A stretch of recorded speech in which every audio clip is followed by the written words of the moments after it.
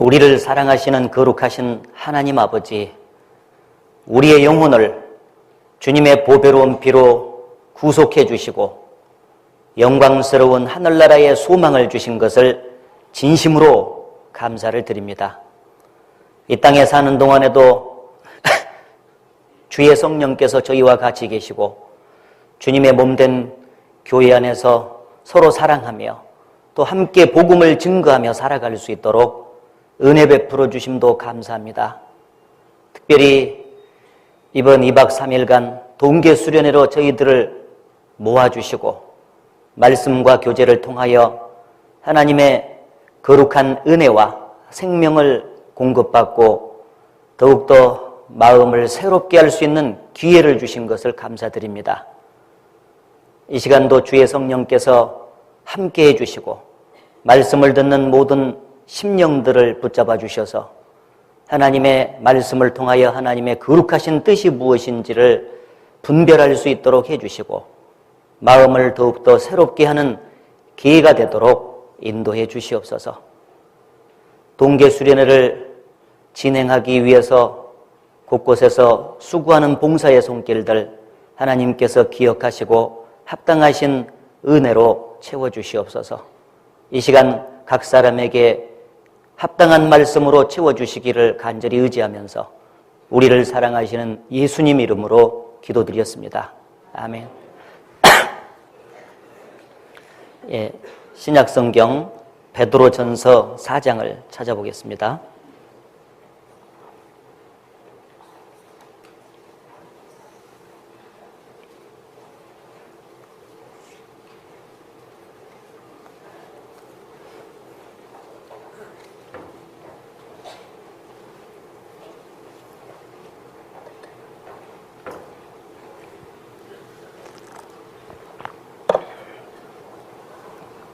베드로전서 4장 12절부터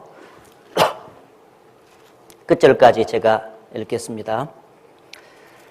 사랑하는 자들아, 너희를 시련하려고 오는 불시험을 이상한 일 당하는 것 같이 이상히 여기지 말고 오직 너희가 그리스도의 고난에 참여하는 것으로 즐거워하라. 이는 그의 영광을 나타내실 때에 너희로 즐거워하고 기뻐하게 하려 함이라. 너희가 그리스도의 이름으로 욕을 받으면 복 있는 자로다. 영광의 영 곧 하나님의 영이 너희 위에 계심이라. 너희 중에 누구든지 살인이나 도적질이나 악행이나 남의 일을 간섭하는 자로 고난을 받지 말려니와 만일 그리스도인으로 고난을 받은 즉 부끄러워 말고 도리어 그 이름으로 하나님께 영광을 돌리라. 하나님의 집에서 심판을 시작할 때가 되었나니 만일 우리에게 먼저 하면 하나님의 복음을 순종치 아니하는 자들의 그 마지막이 어떠하며 또 의인이 겨우 구원을 얻으면 경건치 아니한 자와 죄인이 어디 서리요. 그러므로 하나님의 뜻대로 고난을 받는 자들은 또한 선을 행하는 가운데 그 영혼을 미쁘신 조물주께 부탁할지어다. 거기까지요.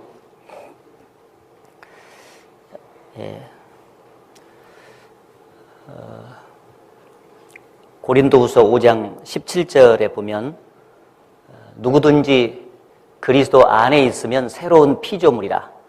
이전 것은 지나갔으니 보라 새 것이 되었도다.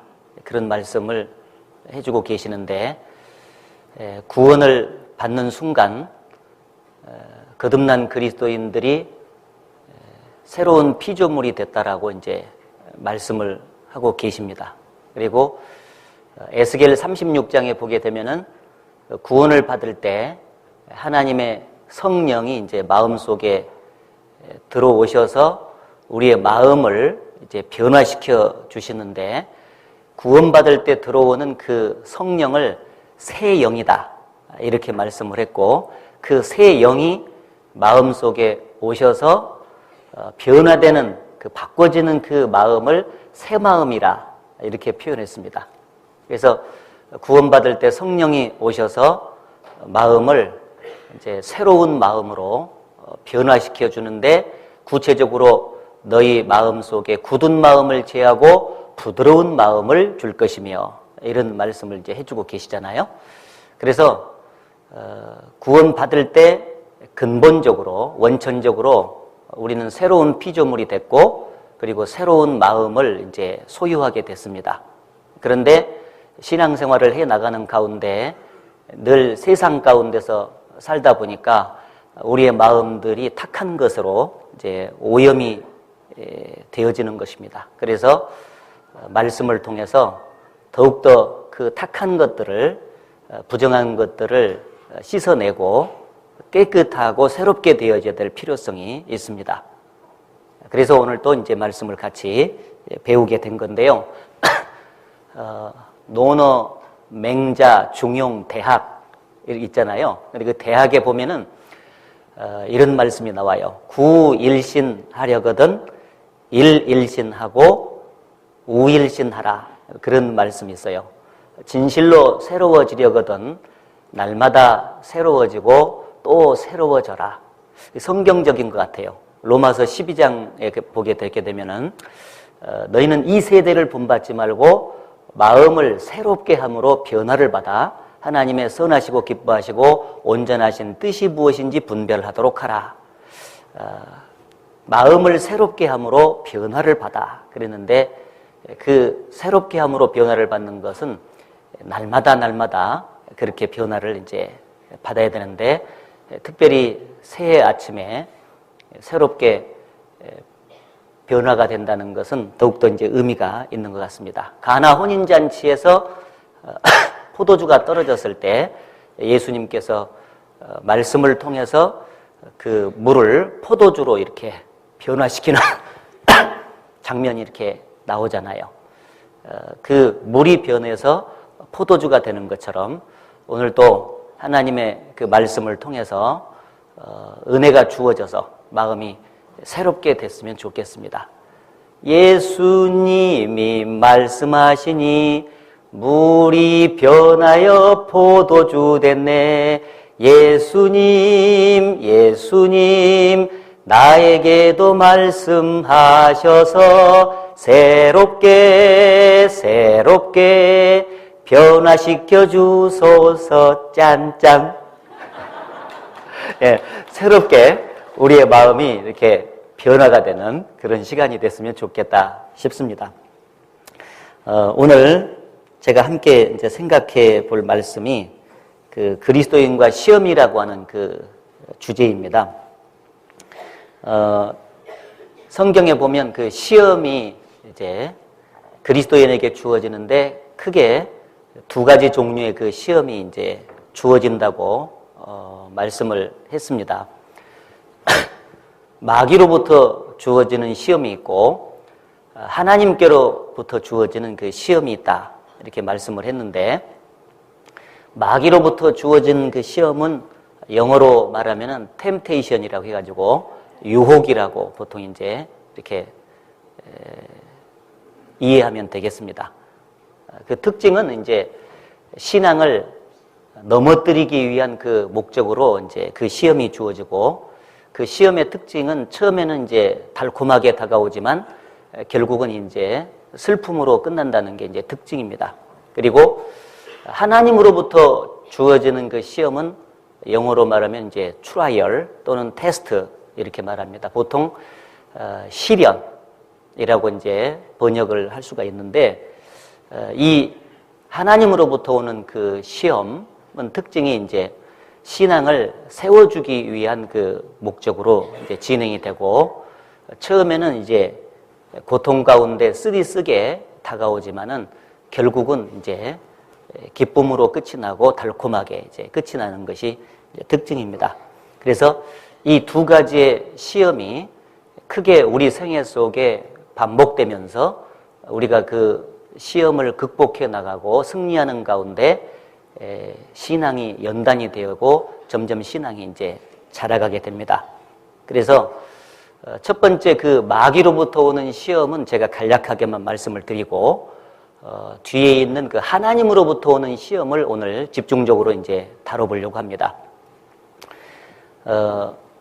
그리스도인들이 그 싸워야 될 그 세 가지 적이 있다고 보통 말하죠.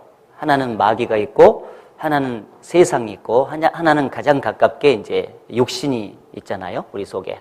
그래서 세 가지 적과의 그 싸움을 하면서 이제 살아가야 되는데, 특별히 눈에 보이지 않는 그 공중의 권세 잡은 자 마귀가 끊임없이 그리스도인들의 그 신앙을 넘어뜨리기 위해서 미혹을 하고 있는 것이 사실입니다. 그래서 그 보이는 세상이라고 하는 그 매체를 통해서 그리스도인 속에 있는 육신을 충동질해 가지고 그 시험에 넘어지도록 이제 하게 되는 겁니다.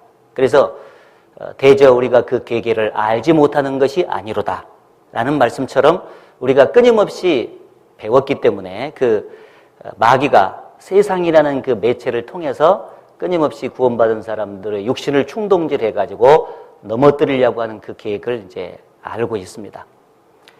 그 마귀가 구원받은 사람들을 미혹하는 그 세상적인 그 매체, 이 세상이라고 하는 것은 하나님께로부터 온 것이 아니라고 했잖아요. 요한일서에 보게 되면 이 세상이나 세상에 있는 것들을 사랑치 말라. 이 세상에 있는 모든 것은 육신의 정욕과 안목의 정욕과 이생의 자랑이니 다 아버지께로 쫓아온 것이 아니라 세상으로부터 쫓아온 것이라, 이렇게 말씀을 했죠. 그래서 그 세상에 있는 대표적인 거, 육신의 정욕, 안목의 정욕, 이생의 자랑, 아담과 하와가 그 바라봐서 미혹이 됐던 그 있잖아요. 그 선악과 먹음직도 하고 보암직도 하고 탐스럽게도 지혜롭게 할 만큼 탐스럽기도 한 나무인지라, 그 세 가지죠. 그 세 가지가 좀 쉽게 말하면 하나는 이제 돈이고, 하나는 이성이고, 하나는 그 명예입니다. 이 돈과 이성과 명예를 가지고 우리의 육신을 지속적으로 마귀가 이제 충동질을 하게 됩니다. 그래서 그것의 마음이 뺏기도록 하고 결국은 그것을 따라 살도록 하고, 그리고 신앙적으로 넘어지게 하는 것이 이제 사탄의 전략이라고 하는 것을 이제 우리가 잘 알고 있습니다. 그래서 그 세상을 통해서 주어지는 그 미혹을 반드시 우리가 이제 이겨나가야 되잖아요. 근데 그것을 이겨나가기 위해서는 결국 우리의 그 내적인 속사람이 하나님의 능력으로 아주 강건해져야 될 수밖에 없습니다. 그래야 육신을 통해서 충동질을 해와도 그 육신을 이기고 승리하는 신앙을 이제 소유할 수가 있지 않겠습니까? 그래서 그 우리의 속사람을 능력으로 강건하게 그 만드는 방법은 역시 이제 위로부터 오는 그 하늘로부터 오는 그 능력을 계속 이제 공급받는 길밖에 없습니다. 동시에 보이는 세상 것을 이렇게 이제 버려가야 되겠죠. 잠언에 보게 되면은 위풍 있고 당당하게 걸어다니는 건 네 가지가 있다. 그러면서 하나는 사자, 하나는 수염소, 그리고 하나는 사냥개, 그리고 하나는 왕 그랬죠. 능히 당할 수가 없다. 그렇게 돼 있는데요. 이 네 가지의 이제 모습이 이제 신앙의, 건강한 신앙의 네 가지 특징이에요. 그래서 사자는 주로 전진하는 신앙이죠. 담대히 나아갑니다. 전진신앙. 그리고 사냥개는 결국은 이제 그 목표물을 이렇게 딱 잡잖아요. 그래서 성취신앙. 그리고 이 수염소는 보통 다른 성경에 보면 사냥으로 돼 있는데 사냥은 점점 이제 올라가는 신앙이에요. 그래서 상승신앙. 그리고 왕은 이제 다스리는 특징을 갖고 있죠. 그래서 다스리는 신앙, 이 네 가지의 그 신앙이 이제 그 건전한 그 신앙생활의 네 가지 신앙의 모습인데, 거기서 이제 우리가 좀 생각해 봐야 될 것이 뭐냐면은 그 상승신앙이라는 거 있잖아요. 이 사냥이라고 하는 그 동물은 골짜기에서 주로 노는 것이 아니라 골짜기에 갖다가 풀어놔도 점점 풀을 뜯기 위해서 이제 점점 이 산 위로 이렇게 올라간답니다. 올라가는 특징이 있어요. 그래서 구원받은 사람들이 그 마귀로부터 오는 그 세상적인 미혹을 이기기 위해서는 속사람이 능력으로 강건해야 되는데, 그것은 이제 항상 이제 위를 바라보고 위의 것으로 이렇게 우리의 마음을 채우면서 이제 살아가야 된다는 것을 알 수가 있습니다. 땅에서 나가지고 땅에 속해서 살던 사람이 구원받자마자 위에서 태어나는 것으로 성경에 나와 있죠. 요한복음 1장 12절에 보게 되면은 영접하는 자, 곧 그 이름을 믿는 자들에게는 하나님의 자녀가 되는 권세를 주셨으니 이는 혈통으로나 육정으로나 사람의 뜻으로 나지 아니하고 오직 하나님께로서 난 자들이니라. 이 구원받은 사람을 위로부터 난 자다, 하나님께로부터 난 자다, 이렇게 이제 표현을 하고 있어요. 그래서 결국은 위로부터 오는 것을 계속 이제 공급받고 항상 위의 것을 추구하고 땅의 것을 이제 추구하지 말아야 됩니다.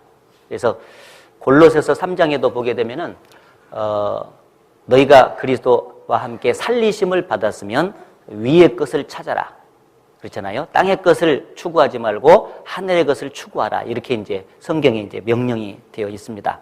그래서 이제 하늘의 것으로 자꾸 이제 채워야 되는데 그 방법이 이제 잘 아시는 대로 말씀과 기도와 교제라고 하는 그 수단을 통해서 자꾸 하늘의 것으로 우리 마음이 이제 채워지게 되어 있습니다. 그래서 보통 이제 우리 몸이 건강하기 위해서는 이제 맑은 공기를 이렇게 많이 마셔야 되잖아요. 그래서 세상에서 살다 보면은 이제 탁한 공기를 많이 마시니까 때때로 이제 삼림욕을 하지 않습니까? 그래서 소나무 숲이라든지 뭐 대나무 숲이라든지 이런 데 가가지고 누워있으면서 삼림욕을 하게 되게 되면은 우리의 몸 속에 있는 탁한 공기가 빠져나가고요. 신선한 공기로 이렇게 대체되면서 이제 좀 건강해지는 특징이 있습니다. 이 고래를 보게 되면은 고래가요, 바닷속에서 이렇게 늘 살지만 고래는 포유동물입니다. 그래서 그 고래 폐 속으로 물이 한 방울이라도 들어가면 안 돼요. 그래서 늘 이 바다 밑에서 이렇게 살지만은 때때로 이제 쭉 올라오죠. 올라와가지고 물을 쭉 뿜는 모습이 보이잖아요. 그때가 뭐냐면 이제 이 공기를 갖다가 이제 빨아들이는 과정입니다. 그래서 깊이 숨을 쉬고 허파에다가 공기를 채우고 이 바다 밑에서 살고, 또 올라와서 깊이 숨을 들이켜서 이렇게 채우고 그 다음에 바다 밑에 살고, 이렇게 살거든요. 우리가 탁한 세상에서 살다가 하늘의 것으로 마음을 채우고, 또 세상에서 가서 살다가 또 하늘의 것으로 채우고, 이렇게 이제 반복적으로 살지 않습니까? 그게 이제 말씀, 기도, 교제라고 하는 수단을 통해서 자꾸 신령한 하늘의 것을 이제 채울 때 우리의 심령이 강해지고 마귀로부터 오는 계기를 이길 수가 있다는 것입니다. 그래서 여기를 빨간 실로 좀 잡아 놓으시고요. 잠언 15장. 잠언 15장에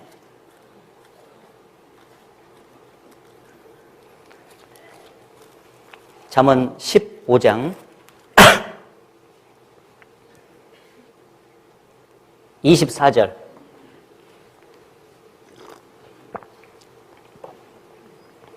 잠언 15장 24절을 같이 읽어보겠습니다. 지혜로운 자는 위로 향한 생명길로 말미암음으로 그 아래에 있는 음부를 떠나게 되느니라. 지혜로운 자는 구원받은 자를 말하잖아요. 위로 향한 생명길로 말미암아 그 아래에 있는 음부를 이제 떠나게 되느니라. 그래서 하늘의 것으로 자꾸 이렇게 채우면은요, 점점 이제 주님과 마음이 가까워지기 때문에 이제 세상 것이 시시하게 보여요. 그래서 시시한 세상 것을 자꾸 이제 버리게 되는 특징이 생기게 되는 거죠. 그래서 귀한 것을 우리가 소유하게 되면은 천한 것이 자꾸 놔지는 특징이 이제 생겨집니다. 자연스럽게. 그래서 제가 이제 구원받기 전에요, 장기를 처음에 좋아해가지고 장기를 막 뒀는데, 장기 둘 때 바둑 두는 사람 이해를 못했어요. 막 바둑판 시커멓고 하얀 거 2가지인데 그것을 위해서 한 2시간씩 이렇게 머리를 쓰고 담배 피워 물고 저렇게 고생을 하는가 싶어서, 그것에 비해서 장기는 뭐 탁탁탁탁 놓고 장이야 하고 딱 부르면 이제 끝이 나니까 얼마나 시원해요. 그래서 바둑 두는 사람 참 할 일 없는 사람들이다, 이렇게 생각했거든요. 근데 어느 날 바둑을 배워보니까요, 바둑이 진짜 묘미가 있어요. 그래서 자연스럽게 바둑을 많이 두다 보니까 장기가 멀어지게 됐어요. 장기 안 두게 됐어요. 그런 특징이 생길 수밖에 없잖아요.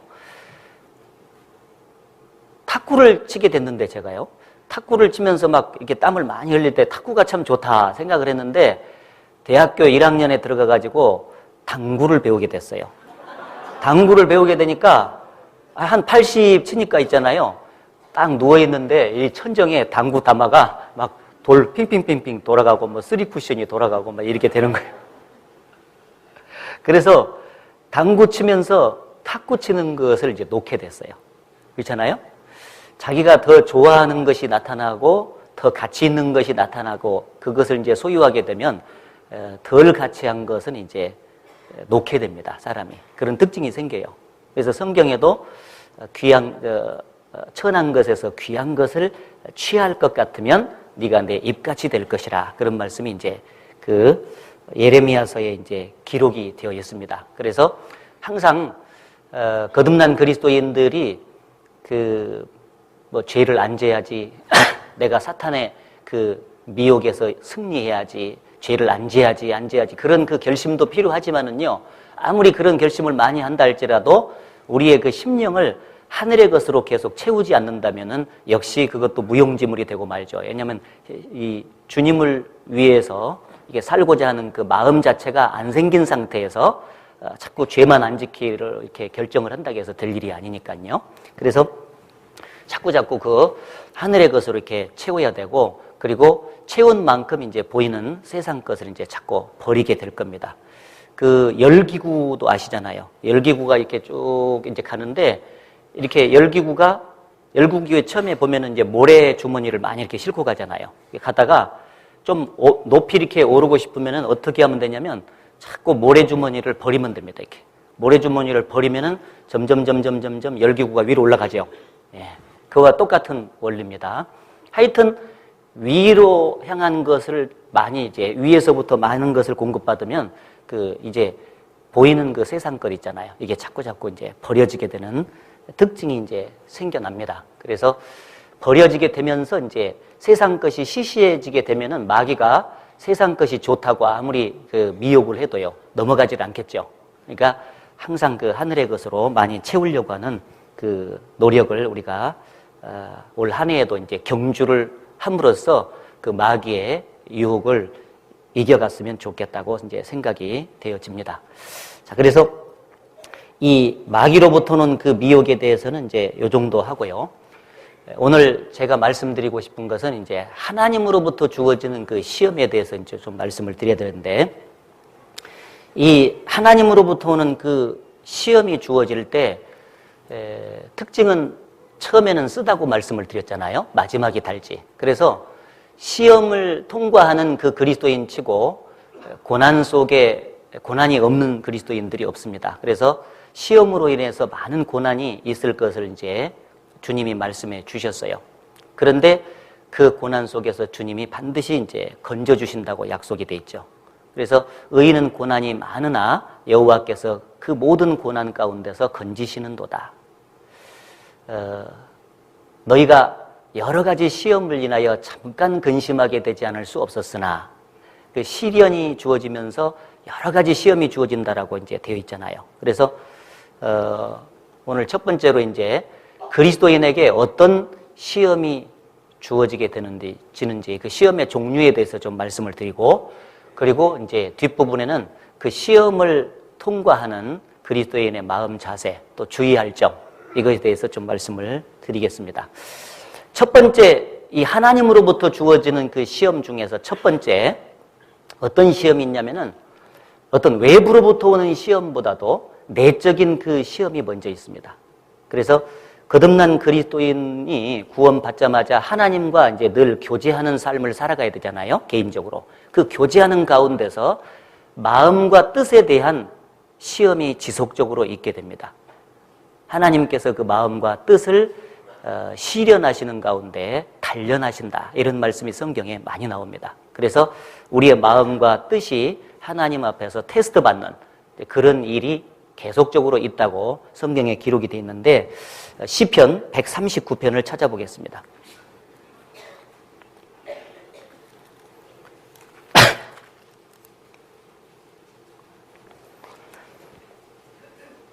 시편 139편 23절, 24절 24절을 같이 읽어보겠습니다. 하나님이여 나를 살피사 내 마음을 아시며 나를 시험하사 내 뜻을 아옵소서. 내게 무슨 악한 행위가 있나 보시고 나를 영원한 길로 인도하소서. 하나님께서 다윗을 귀하게 사용해 주셨잖아요. 그런데 그 다윗이 귀하게 사용된 데는 여러 가지 특징이 있었을 거예요. 근데 그 중에 한 가지 특징을 들려면 그는 하나님 앞에서 자기 자신을 늘 펼쳐놓고 시험을 받으면서 이제 살았던 사람이기 때문에 하나님께서 그를 귀하게 사용해 주셨을 겁니다. 여기 하나님 앞에 나가서 다윗이 기도하면서 하나님이여 나를 살피사 내 마음을 아시며 나를 시험하사 내 뜻을 아옵소서. 세상에 나가서 살다면 마음과 뜻이 탁하게 오염이 된다고 말씀드렸잖아요. 그래서 매일매일 하나님 앞에 나가서 기도하는 가운데 나가겠죠. 나가서 탁해진 그 마음과 뜻을 하나님 앞에서 드러내고 그리고 그것을 제거시키는 그 작업을 늘 했다는 것입니다. 그래서 정결한 상태로 유지가 될 때 하나님께서 자기를 써주셨으니까요. 시편 17편으로 가보시죠. 시편 17편.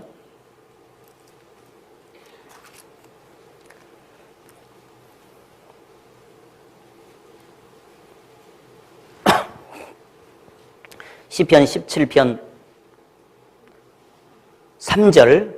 3절을 같이 읽겠습니다. 주께서 내 마음을 시험하시고 밤에 나를 권고하시며 나를 감찰하셨으나 흠을 찾지 못하셨으니 내가 결심하고 입으로 범죄치 아니하리이다. 여기 주께서 내 마음을 시험하시고 이 마음을 시험하시는 일이 있다고 돼 있잖아요.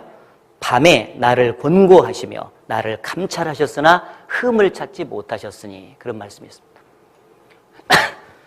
하나님 앞에 나가서 다윗이 밤에 밤이든지 낮이든지 하나님 앞에서 나가서 자기 자신의 그 마음을 이렇게 펼쳐놓는 거예요. 하나님께서 그 테스트를 해 주실 수 있도록 펼쳐놓는 작업. 그래서 이제 이 장마통에 말이요, 이불이 눅눅해지게 되면은 그 세균이 그 속에 많이 이제 들어붙잖아요. 그것을 소독하기 위해서 방법이 뭐죠? 이 빨랫줄에다가 햇빛이 쨍쨍 내리쬐을 때 있잖아요. 빨랫줄에다가 이불을 갖다가 쫙 펴놓기만 하면 됩니다. 펴놓는 일은 사람이 하는 거고 소독하는 것은 하나님이 햇빛을 통해서 소독을 하는 거예요. 막 구석구석 햇빛을 집어넣어가지고 살균을 해내죠. 마찬가지로 우리의 마음은 이불과 같아요. 그래서 하나님 앞에 기도하면서 나가서 우리의 마음을 쭉 이제 펼쳐놓는 거예요. 그러면 하나님께서 빛 가운데 소독을 쭉 이제 해 주시는 것입니다. 그 작업을 끊임없이 해 나갈 것을 이제 말씀하셨고 다윗은 그것에 순종을 이제 했던 사람이죠.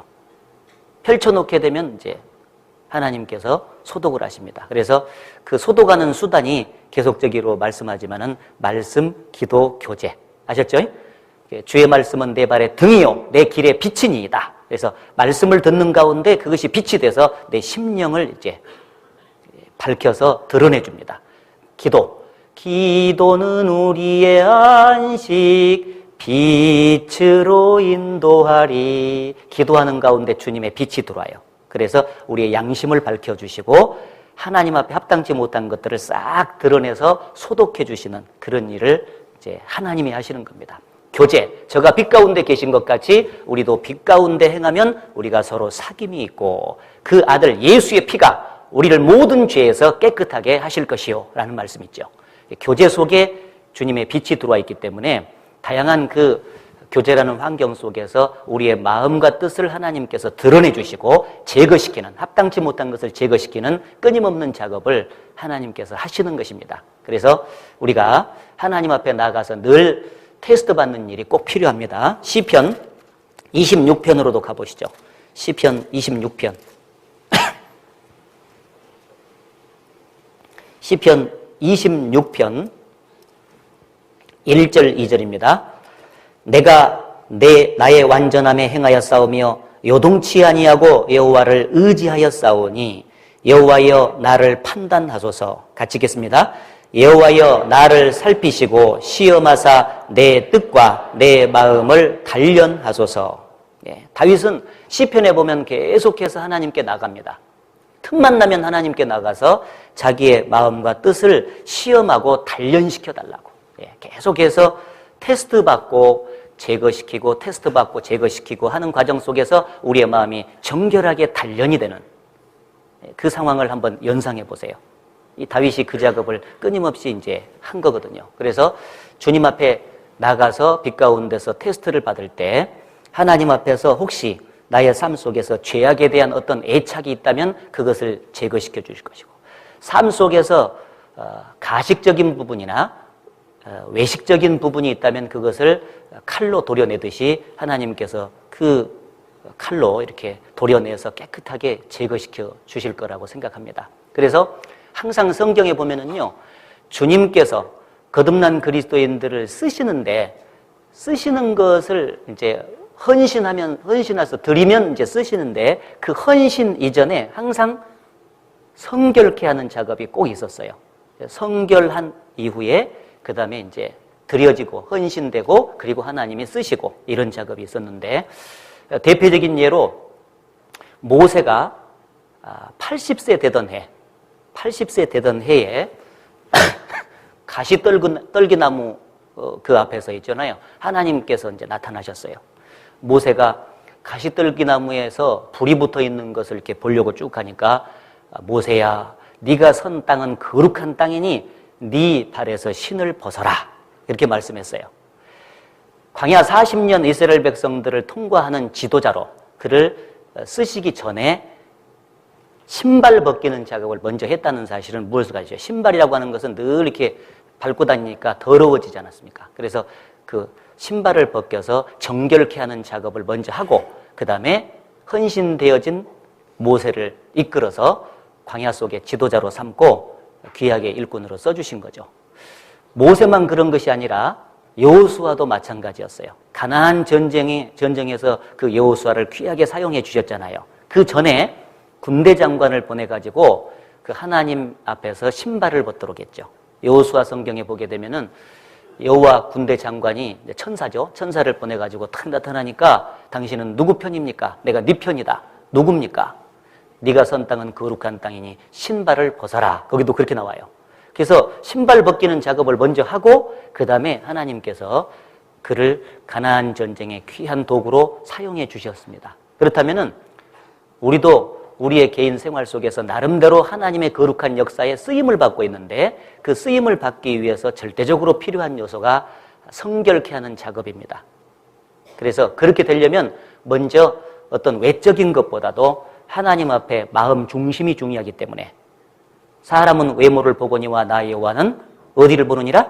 중심을 보느니라. 이 중심을 보기 때문에 마음과 뜻이 하나님 앞에서 정결한 상태로 이제 예비되어야만이 쓰실 수가 있다는 것을 이제 가르쳐줘요. 그래서 매일매일 하나님 앞에서 우리의 마음과 뜻을 시험하는 그런 시험이 꼭 있다는 사실 염두에 두시고, 그것을 귀찮게 생각하지 말고 꼭 이제 하나님 앞에 나가서 깨끗게 하는 작업을 해 주시면서 나갔으면 좋겠습니다. 잘 아시는 대로 성막에서 봉사하는 그 제사장들 아시잖아요. 그 성막 안에서 봉사를 하기 전에, 들어가기 전에 항상 통과했던 데가 어딘지 아세요? 물두멍 통과했거든요. 물두멍. 이 물두멍에서 손과 발을 깨끗하게 씻고, 그리고 성막 안에 들어가서 이제 예물을 드리면서 하나님께 봉사를 했잖아요. 그것도 역시 하나님께 드려지는 우리의 그 봉사와 헌신, 그 이전에 우리의 마음과 뜻이 성결케 돼야 된다는 것을 이제 교훈해 주고 계시는 것입니다. 꼭 새해에 성결 이후의 봉사, 헌신이라고 하는 것을 잊지 말고, 내가 지난 한 해 동안에 왜 나를 통해서 많은 역사가 나타나지 않았을까? 그것을 검토하실 때 성결이라는 그 첫 단계를 빠뜨리지 말고 나갔으면 좋겠습니다. 그래서 우리 자신을 깨끗게 하는 작업을 내가 끊임없이 하나님께 나가서 했는지 그것을 반성해 보셨으면 좋겠습니다. 그리고 이제 두 번째 시험은 이제 외부로부터 오는 그 시험이 이제 끊임없이 주어지게 됩니다. 그 외부로부터 오는 그 하나님이 주시는 시험이 있는데, 그거는 어떤 그 육신적인 그 환경을 어떤 때는 형통케 해주기도 하고 어떤 때는 곤고하게 해주기도 해요. 이 두 가지를 이제 반복해 나가는 가운데 거듭난 그리스도인들을 이제 시험하신다고 되어 있습니다. 육신적으로 형통하게 만들어준다 그 말은 물질적으로 이제 뭔가 돈이 좀 많이 생겨나게 하고 그 부유한 상태를 만들어주는 거, 또 가정적으로 말하면은 그 갈등 요소가 없이 서로가 화목하게 잘 되는 거 있잖아요. 남편과 아내 사이도 잘 관계가 좋고 자식들과의 관계가 좋고 화목이 이루어지고, 이제 가화만사성이라는 말대로 가정이 아주 화목하게 잘 되는 거죠. 그리고 세상에 나가서 직장 생활을 한다든지 사업도 하는데 계속해서 막 사업도 잘 되고, 사업도 막 잘 되고, 그 다음에 이제 그 직장에서 일을 하는데 막 승진도 막 잘 되고 있잖아요. 형통한 거요. 건강 따지면은 막 그렇게 건강이 넘치고 이제 활력이 넘치고, 그렇게 해서요 육신적으로 아주 잘 되게 만들어주는 그 형통한 환경을 하나님께서 주실 때도 있고, 또 그 형통한 환경을 뺏어가서 아주 공고한 환경으로 만들 때도 있어요. 자, 근데 그 두 가지의 환경 모두가 거듭난 그리스도인들에게는 시험거리가 될 수 있다는 얘기예요. 하나님께서 우선 형통한 환경을 이제 주셨을 때는요, 그 형통한 좋은 환경을 누리는 가운데 왜 그게 시험거리가 되냐면은요, 그 형통한 환경을 자꾸 이제 만나게 되면은 처음에는 그것이 하나님께로 왔다고 해가지고 하나님께 막 감사를 해요. 근데 시간이 흘러가면 사람은 이제 적응을 하게 되거든요. 적응이 돼. 그러니까 적응이 돼버리고 그것에 이제 이렇게 동화가 돼버리기 때문에 그것을 하나님께서 그 환경을 주셨다고 이렇게 생각하기보다도 그냥 당연한 것으로 생각하게 되는 결과. 이스라엘 백성들이요, 처음에 그 만나가 내렸을 때 얼마나 하나님께 감사했겠어요. 땅을 파봐야 뭐 농사를 지을 수도 없는 환경이잖아요. 근데 세상에 매일같이 하늘에서 만나가 만나게 쏟아진단 말이에요. 하나님께서 오늘 또 만나를 주셨다. 거두어서 먹고 그냥 하나님께 감사했을 거예요. 근데 시간이 흘러가니까 매번 내리거든. 그러니까 점점 어떤 특징이 생겼냐면 당연한 것으로 생각하는 거예요. 아, 이것은 하나님께서 주신 게 아니라 당연하게 내리는 거야, 아침마다. 이런 생각을 하게 됐단 말이에요.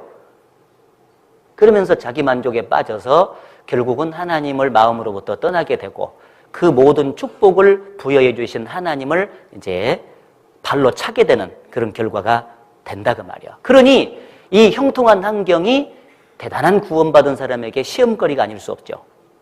그 형통한 환경 속에서도 끊임없이 그 모든 것을 부여해 주신 하나님께 늘 감사하고 그 형통한 환경을 주님을 위해서 더 효과적으로 사용한다면 계속 주님께서 형통한 환경으로 보답하시고 더 큰 축복을 주시겠죠.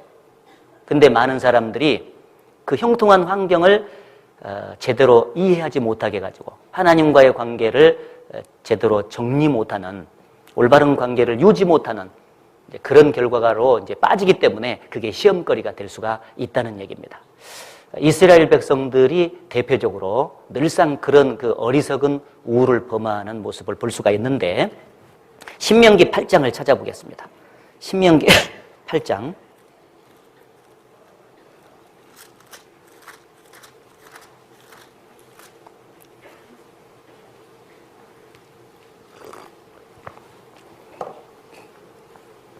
신명기 8장 12절부터 14절까지 12절부터 14절까지를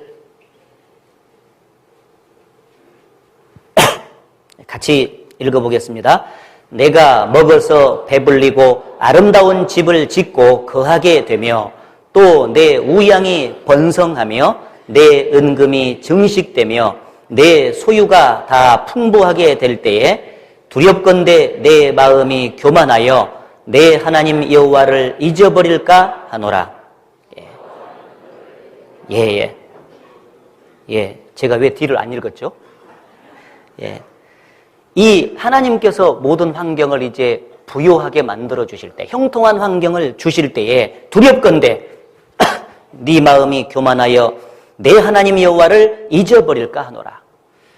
이 광야 생활 40년을 끝내고 모세를 통해서 하나님께서 이스라엘 백성들에게 경고하신 것입니다. 가나안 땅에 들어가게 될 때 풍부한 환경이 너에게 주어질 수가 있는데 그때 마음이 교만해서 하나님을 떠날까 두렵다 하면서 미리 경고하셨는데 이스라엘 백성들이 이 경고를 무시했고 종종 시험에 빠졌습니다. 신명기 32장으로 가보시죠. 신명기 32장. 신명기 32장 15절.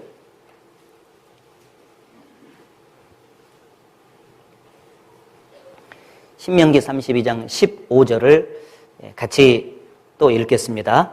그러한데 여수run이 살찜에 발로 찼도다. 내가 살찌고 부대하고 윤택함에 자기를 지으신 하나님을 버리며 자기를 구원하신 반석을 경홀히 여겼도다. 여수run은 이스라엘 민족의 애칭이죠. 이스라엘 민족이 살찜에 하나님을 발로 찼다. 그러면서 그 살찐 환경을 주신 하나님을 버리며 자기를 구원하신 반석을 경홀히 여기게 됐다. 우리가 삶 속에서 매일 누리는 그 육신적인 환경 중에서 당연하다고 생각되는 그 모든 것들은 사실상 다 누가 부여해 주신 환경이냐면 하나님께서 부여해 주신 환경이 틀림이 없죠. 우리의 생명부터 시작해서 우리의 건강의 유지도 매일처럼 하나님이 지금 건강 유지를 해주고 계시잖아요. 여러분 지금 말씀을 듣고 앉아있는 그 환경 속에 끊임없이 호흡을 하고 있는데 그 공기도 역시 하나님께서 부여해주고 계시잖아요. 말씀을 들을 때 이해할 수 있도록 주시는 총기도 누가 주시냐면 하나님이 주셔요. 어느 날 그 총기를 거두어 가실 거예요. 그렇죠? 지금 심장이 뛰고 있잖아요. 오늘 말씀 들을 때 내가 잘 들어야 되니까 심장 네가 뛰어라 해가지고 가동 시작하고 나왔습니까? 그거 아니잖아요. 아무 생각 없이 당연한 것처럼 생각하면서 지금 와서 앉아있는 이 순간에도 당연하다고 생각하는 그 심장이 어느 날 그칠 때가 있다니까. 뛰는 것이. 그러니 그 당연한 것들이 전부 다 어디에서 온 것이냐면 하나님으로부터 주어진 것이다. 내게 있는 것 중에서 받지 아니한 것이 무엇이냐? 네가 다 받았은즉 어찌하여 받지 아니한 것처럼 자랑하느냐? 그런 그 말씀을 하고 계시잖아요. 그래서 때때로 하나님께서 육신적으로 이렇게 형통한 환경을 이렇게 주실 때 그것이 하나님께로부터 왔다는 것을 항상 기억하고 감사로 그분께 이제 찬양을 하는 동시에 그 형통한 환경을 어쨌든지 간에 하나님의 영광을 위해서 사용하는 쪽으로 드려져야 된다 그 말이에요. 잘 이제 생각을 해보고 기도하는 가운데서 이건 하나님께로부터 왔기 때문에 내가 하나님을 위해서 사용해야 되겠다. 어떤 때는 막 시간이 굉장히 많이 남는 어떤 환경을 주실 수도 있어요. 그러면 이 시간은 자기를 위해서 쓰라고 한 것이 아니잖아요. 하나님의 영광을 위해서 어떻게 이렇게 귀한 시간을 나에게 주었는데 이걸 사용할까? 이걸 머리를 써서 기도하는 가운데 그 시간을 귀하게 사용하고 물질, 재능, 나에게 주어진 그 모든 것을 하나님을 위해서 사용하는 쪽으로 자꾸 머리를 굴려서 써야 됩니다. 그러면 하나님 안에서 이자가 남고 하나님의 영원한 영광으로 이제 갚아지겠죠. 그렇게 사는 사람에게 더 큰 축복을 주셔요. 그래서 그 문화 비유고 달란트 비유 끝에 보면은 공이 교훈이 뭐냐면 있는 자는 더 받아서 풍족하게 되고 없는 자는 있는 것까지 빼앗기게 되리라. 그런 교훈이 있잖아요. 그게 무슨 뜻이냐면은 하나님 앞에서 자신에게 주신 모든 것 중에서 주님을 위해서 드리면 드릴수록 더 풍부하게 채워주신다는 그런 뜻입니다. 있는 자는 더 받아서 풍족하게 되고 그런데 하나님께서 딱 주고 받는데 그 형통한 환경을 잘 관리를 못해가지고 자기를 위해서만 써버리고 가족을 위해서만 써버리고 그리고 점점 마음이 하나님을 떠나고 하나님을 경홀히 여기는 상태가 되게 되면 있는 것까지도 빼앗기게 되리라. 그런 말씀처럼 가져가시게 된다. 그런 뜻이죠. 예. 그래서 그것을 아주 우리 마음속에 이제 명심해야 됩니다. 새해에 여기 지금 어떤 분에게는 틀림없이 하나님께서 다양한 측면에서 형통한 환경을 허락하실 거예요. 그때 새해 첫날 말씀 들었는데 이것은 하나님께로부터 온 것이 맞다. 내가 하나님을 떠나서는 안 되지. 감사합니다 하고 하나님께 어떻게 드릴까라는 생각을 한다면 더 큰 축복으로 하나님께서 갚아주실 것으로 믿습니다. 자, 그리고 또 하나는 말씀드린 대로 그 육신적인 형통한 환경 말고 그걸 이렇게 허락했다가 어느 날 갑자기 또 뺏어가시는 그 환경이 주어져요. 그것도 역시 이제 시험거리가 될 수가 있습니다. 그 형통한 환경이 제거되면 순간적으로 그리스도인이라 할지라도 근심이 되고 낙담이 되고 어떤 때는 절망을 하게 되는 그 경우도 생기게 되잖아요. 자, 그런 환경 속에서 마음으로부터 하나님을 불평하게 되고 원망하게 되고 결국은 하나님이 나와 같이 계시지 않은갑다. 나는 하나님을 떠나가야 되겠다 하고 하나님을 떠나는 일까지 생길 수가 있어요. 그러니까 뺏어가는 환경이, 앗아가는 환경이 시험거리가 될 수가 있죠. 그런데 이 성경에 보게 되면은 육신적인 그 풍요, 형통한 환경을 앗아갈 때도 끝까지 그 하나님에 대한 신앙을 지키는지를 테스트 받았던 사람들 있잖아요. 테스트 받은 사람들이 있었는데 그들이 다 이제 성공을 한 케이스를 이제 찾아봐야 되겠는데, 우선 아브라함이라고 하는 사람은 잘 아시는 대로 100세나 돼서 자기 생명보다 더 귀한 그 이삭을 얻었잖아요. 그런데 어느 날 마태복음 창세기 22장에 보면은 모리아 산에 가가지고 그 사랑하는 독자 이삭을 바치라 그랬죠. 주었다가 앗아가는 시험을 하고 있죠. 자기 생명보다 더 귀한 사랑하는 아들 이삭을 바치라 라고 이제 테스트를 하나님께서 이제 하시게 된 거죠. 그것에 순종하면은 그 자식보다도 하나님을 더 사랑하고 있다는 그 신앙이 입증이 되는 거잖아요. 근데 아브라함은 주저없이 아침에 일찍이 일어나가지고 모리아산으로 가서 이삭을 이제 바치는 그런 놀라운 순종을 하게 되죠. 그 거룩한 명령을 순종함으로써 사랑하는 자식보다도 하나님을 더 사랑한다는 것을 이제 입증해냈습니다. 앗아가는 시험을 해도 역시 하나님을 나는 더 사랑합니다. 하나님에 대한 그 믿음을 저는 배반할 수 없습니다. 라고 하는 그 믿음을 견고하게 이제 보여준 사람이죠. 아브라함이 그 테스트에 합격한 사람입니다. 욥은 그 점에 있어서 아주 훌륭한 모델이죠. 욥은 동방의 의인이었습니다. 이처럼 그 순전하고 악에서 떠난 사람이 없다고 하나님께서 칭찬할 정도로 신앙적으로 아주 성숙한 사람이었음에 틀림이 없어요. 그래서 하나님께서 그에게 육신적으로 형통한 환경을 주셨잖아요. 자식도 10명이나 낳게 했고, 그리고 수많은 소유물을 그에게 허락했고, 건강도 그에게 허락을 해 주셨어요. 근데 어느 날 갑자기 사고에 의해서 집이 무너져가지고 10명의 자식을 다 앗아가 버렸고, 그리고 그가 가지고 있던 소유물도 다 앗아가 버렸고, 그리고 그렇게 건강하던 그 몸에 악창이 나가지고요, 냄새가 진동할 정도로 아주 비참해지는 환경이 주어졌습니다. 그때 욥이 하나님을 향해서 어떤 태도를 가졌는가, 그것이 우리의 이제 본이 되는 거죠. 우리도 언젠가 욥처럼 앗아가 버리는 환경이 주어질 수 있는데 그 시험이 온다 그 말이에요. 그때 부분적으로 앗아가겠죠. 욥은 진짜 거의 모든 것을 앗아간 거나 마찬가지예요. 근데 우리는 욥처럼 그렇게 막 한꺼번에 거덜난 사람은 아마 거의 드물죠. 아마 부분적으로 앗아가겠지. 어떤 때는 뭐 자식을 그냥 사랑하는 소중한 자식을 먼저 데려가는 경우도 있고, 어떤 때는 갑자기 사업이 잘 나가다가 망하는 정도로 앗아가는 경우도 있고, 그렇잖아요. 어떤 때는 그렇게 좋던 그 부부관계 또는 자식과의 관계, 가족 간의 관계 그 화목이 갑자기 깨져가지고 이 갈등이 생기면서 그 화목된 아름다운 가정을 이제 앗아가버리는, 그 분위기를 앗아가버리는 그런 환경이 주어질 수도 있다 그 말이에요. 부분적으로 앗아갈 거예요. 그때 우리가 하나님 앞에서 어떤 태도를 견지해야 될 것인가. 욥기 1장을 찾아보시죠. 욥기 1장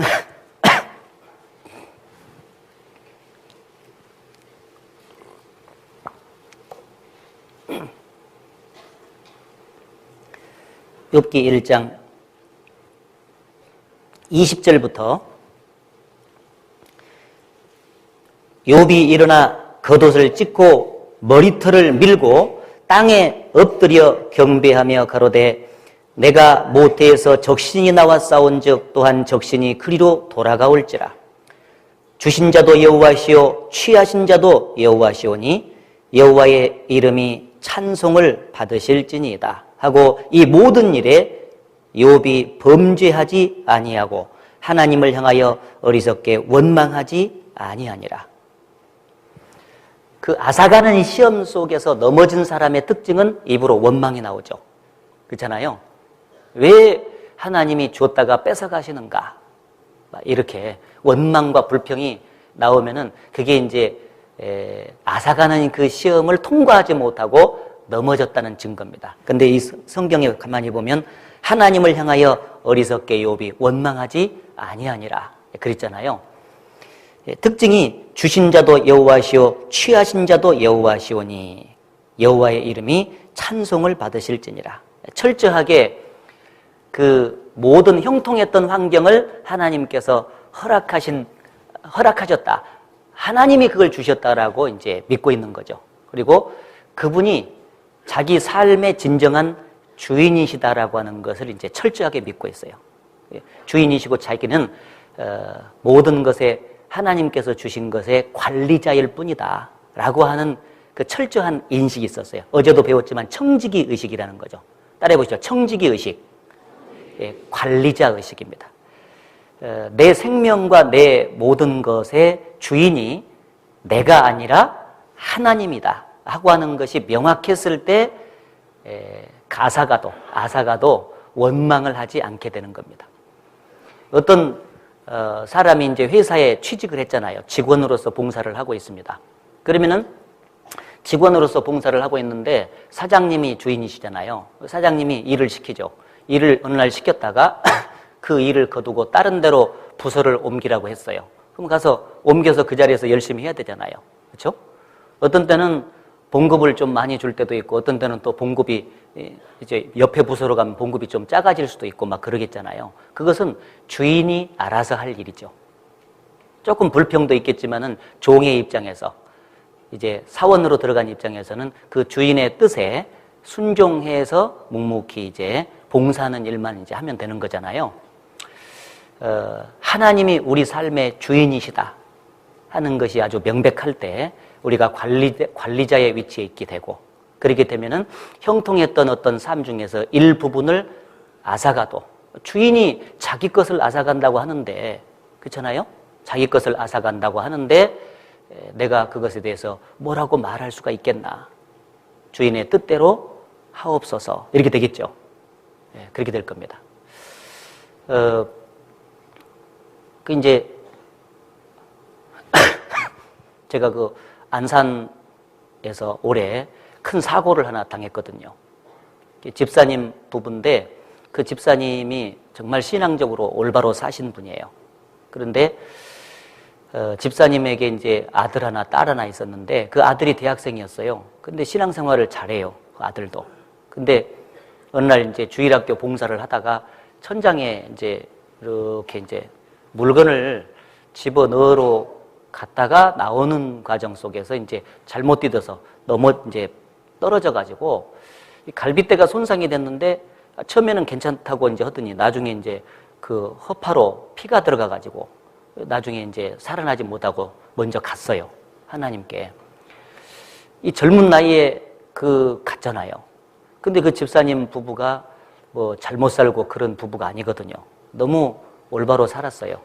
그런데 어떻게 그렇게 올바르고 그다음에 교회를 위해서 헌신했던 그 가정 속에서 사랑하는 아들이 먼저 갈 수가 있나?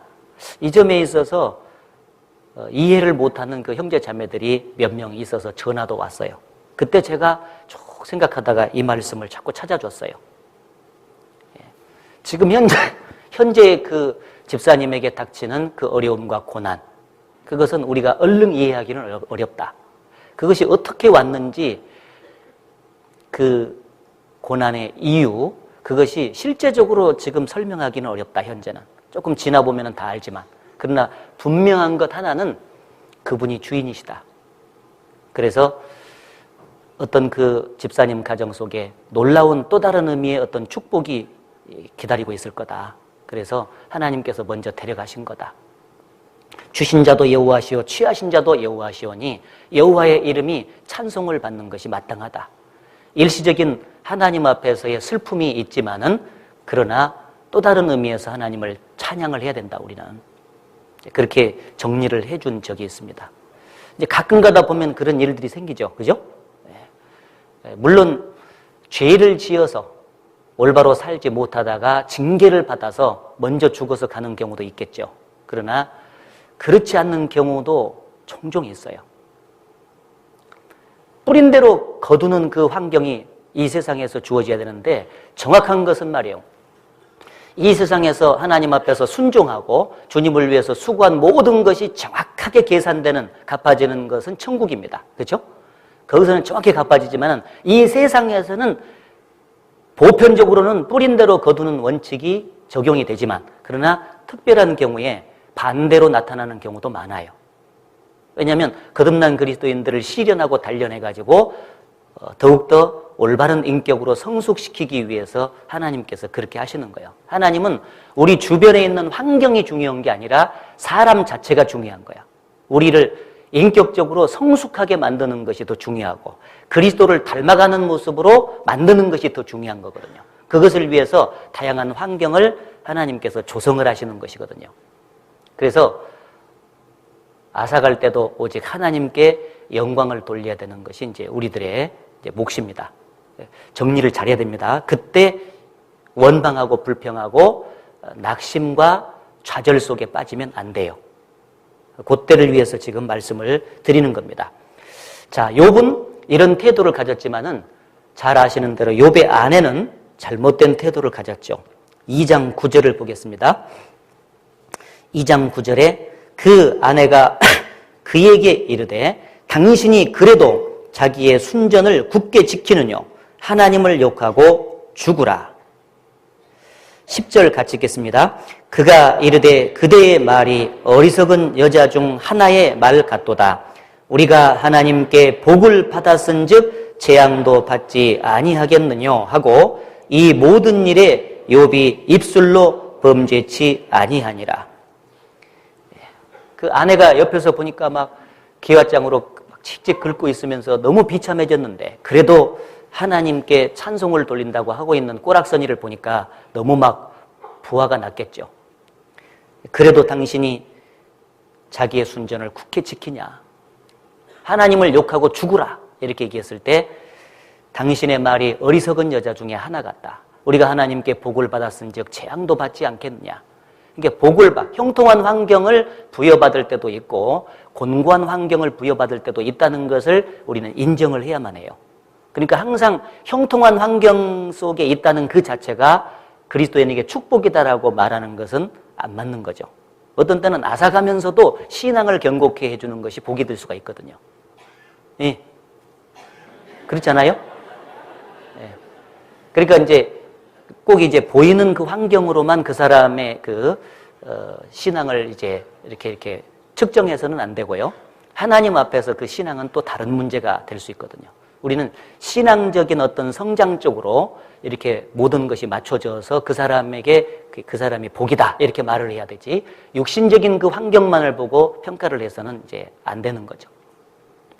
욥은 끝까지 입술로 범죄치 아니했고 결국 하나님 앞에서 분명한 태도를 취했습니다. 욥기 그 말씀 아시죠? 욥기 13장에 가보시죠.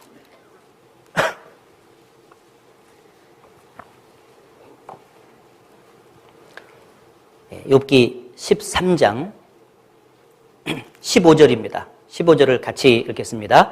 그가 나를 죽이시리니 내가 소망이 없노라. 그러나 그의 앞에서 내 행위를 변백하리라. 밑에 보면은 그가 나를 죽이실지라도 나는 그를 의뢰하리니 그랬죠. 하나님 앞에서 결국 내 생명까지 아직 욥은 지금 생명은 앗아가지 않았잖아요. 자식 앗아갔고 소유물 앗아갔고 건강 상태 이제 육신의 건강 상태 앗아갔지만 아직 생명은 놔뒀는데 최종적으로 이제 나머지 생명까지 앗아간다 할지라도, 그가 나를 죽이실지라도 나는 그를 의뢰하겠다. 주인 되신 하나님께 대한 태도를 아주 분명하게 하겠다. 이것이 진정한 신앙입니다. 주실 때도 시험거리고 앗아갈 때도 시험거리인 것이 아주 틀림이 없습니다. 특히 이제 앗아갈 때 주의를 많이 해야 되죠. 앗아갈 때. 사도 바울이 말씀드린 대로 이제 복음을 막 전하고 주님 말씀대로 이제 산 사람의 본보기잖아요. 그런데 사도 바울이 그렇게 만약에 산 것을 이제 살았는데 그 사도 바울이 그렇게 올바로 산 것에 대해서 정확하게 보상을 하나님께서 해주신다면, 육신적으로요, 좋은 환경을 이제 해주셔야 맞잖아요. 뿌린 대로 거둔다면. 예? 스스로 속이지 말라. 하나님은 만홀히 여김을 받지 아니하시나니 사람이 무엇으로 심든지 그대로 거두리라. 그 무엇으로 심든지 그대로 거두리라는 것을 이 세상에만 적용을 시킨다면 말이요, 사도 바울은 진짜 부자가 돼서 건강한 상태에서 살아야 맞아요. 그런데 사도 바울의 삶의 일대기를 보면 정말 예수님이 이 땅에 십자가를 지고 갔던 것처럼 고난과 희생으로 점철된, 육신적으로만 보면 좀 비참한 그 과정이었죠. 하나님이 실질적으로는 육신 것은 다 앗아간 환경이었거든요. 고린도 후서 11장에 그 내용이 나오죠.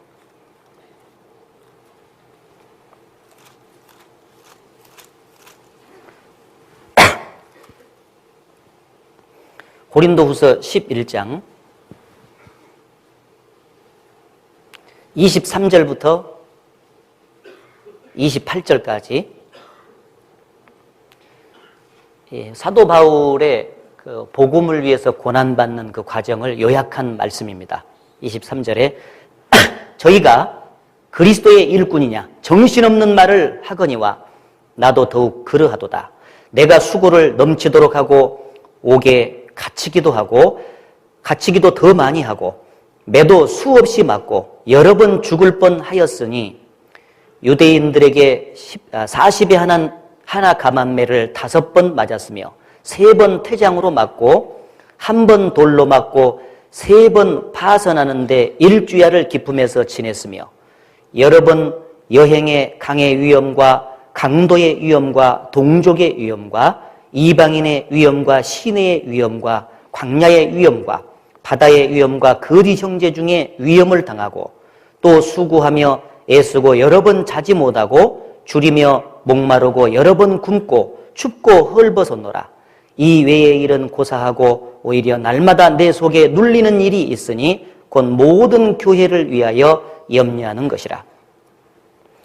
이게 사도 바울이 복음을 전하는 가운데 한번 생각해 보세요. 그렇게 복음 올바로 전하고 말씀을 순종하면서 살았으면요, 뿌린 대로 육신적인 환경을 그대로 거둘 수 있도록 했다면 바울은 진짜 거부로 살았어야 맞아요. 근데 바울의 그 육신적인 환경은 상당히 비참한 모습으로 이제 나와 있잖아요.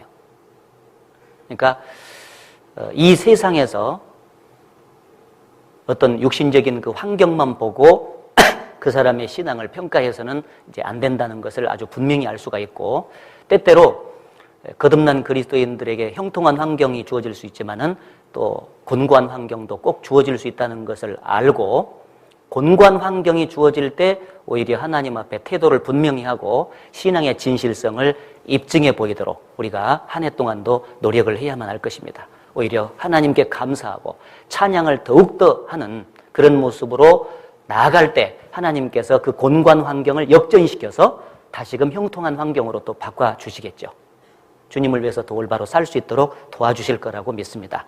자, 마음과 뜻을 매일매일 그 테스트하는 시험이 첫 번째 있고, 그 다음에 형통한 환경을 주시고 공고한 환경을 주시는 가운데 시험이 있고, 그 다음에 또 다른 시험 한 가지가 있는데, 어느 때는 사람 앞에서 이제 칭찬받게 할 때도 있고, 사람 앞에서 모욕을 당하고 책망을 받게 하는 가운데도 이제 시험을 이렇게 하셔요. 그것도 역시 시험이에요. 왜냐하면 사람들은 다른 사람에게 인정을 받기를 원하는 특징이 있잖아요. 근데 그 인정을 받게 해줄 때도 있고 인정을 받지 못하게 해줄 때도 있어요. 무시당하게 만들기도 하고 그렇다는 말이에요. 그게 또 역시 이제 공이 하나님 앞에서 이제 시험거리가 될 수가 있는데, 잠언 27장을 찾아보시죠.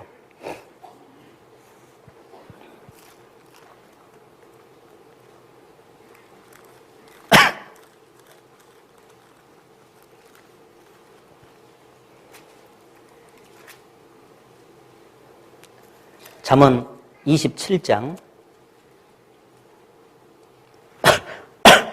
21절입니다. 21절을 같이 읽겠습니다. 도가니로 은을, 풀무로 금을, 칭찬으로 사람을 시련하느니라. 자, 여기 칭찬으로 사람을 시련하느니라, 그런 말씀이 있죠. 때때로 그 형제 자매들을 통해서, 교회를 통해서 우리가 어떤 일을 했을 때 서로 이제 격려도 하고 위로도 하고 이제 하면서 살아가야 됩니다. 그런데 문제는 그 칭찬을 받았을 때 어떤 태도를 취해야 될 것인가. 그때도 역시 나를 통해서 어떤 일이 나타나는 것에 대해서 칭찬을 받았다면 그것은 내가 영광을 받아야 될 부분이 아니고 하나님께서 은혜를 주시고 또 능력과 지혜를 공급해 주신 결과 그 역사가 나타났기 때문에 영광은 오직 하나님만 받으셔야 됩니다 라는 자리로 자기 자신이 딱 내려갈 때 테스트에 합격이 되는 거죠. 그런데 그 자리로 내려가지를 못하고, 그래, 내가 잘나서 그렇게 된 거다, 이렇게 되면은 그 시험에 넘어지는 거예요. 그래서 이제 그렇게 된 사람에게 칭찬을 몇 번 계속 해줘 보면요, 소쿠리 비행기 타고 올라가 버리잖아요. 언제 떨어질지 몰라. 떨어지면은 떨어질 때 되면 되게 마음이 힘들겠죠. 그러니까 그 칭찬받을 때 그 마음의 태도를 하나님께 아주 분명히 하는 거예요. 오직 이 영광은, 칭찬과 영광은 내가 아니요 하나님께서만 받으셔야 맞습니다 하는 그 자세로 딱 이제 위치를 분명히 해야만 합니다. 그것도 역시 시험거리요. 그래서 칭찬을 많이 받으면 이 마음의 그 긴장감이 이제 풀어지도록 돼 있어요. 그래서 그 보초를 쓰는데, 보초 쓰잖아요. 그 전방에 가면은. 근데 보초가 이제 날씨가 이렇게 추울 때 보초를 쭉 쓰는 데 있잖아요. 추운 상태에서 이렇게 보초를 쓰는 게 맞을 거예요. 그런데 춥다고 난로를 갖다 놓잖아요. 그럼 난로를 갖다 놓으면은 처음에 따뜻하니 좋은데 나중에는 점점 이제 화기가 올라가지고 나중에는 긴장이 풀어지고 졸려가지고 눈꺼풀이 이렇게 내려오게 되겠죠. 그러면은 이제 간첩이 쳐들어와도 이제 모르잖아. 적이 쳐들어와도 몰라요. 나중에는 자기가 당해.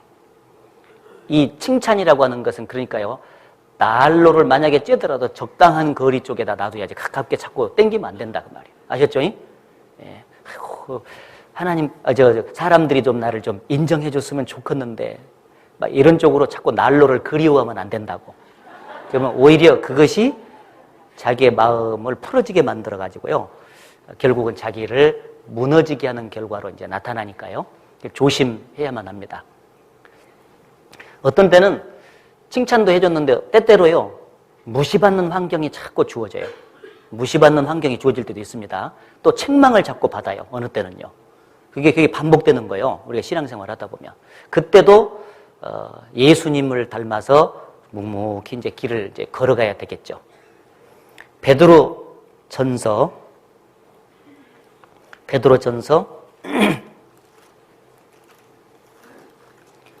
2장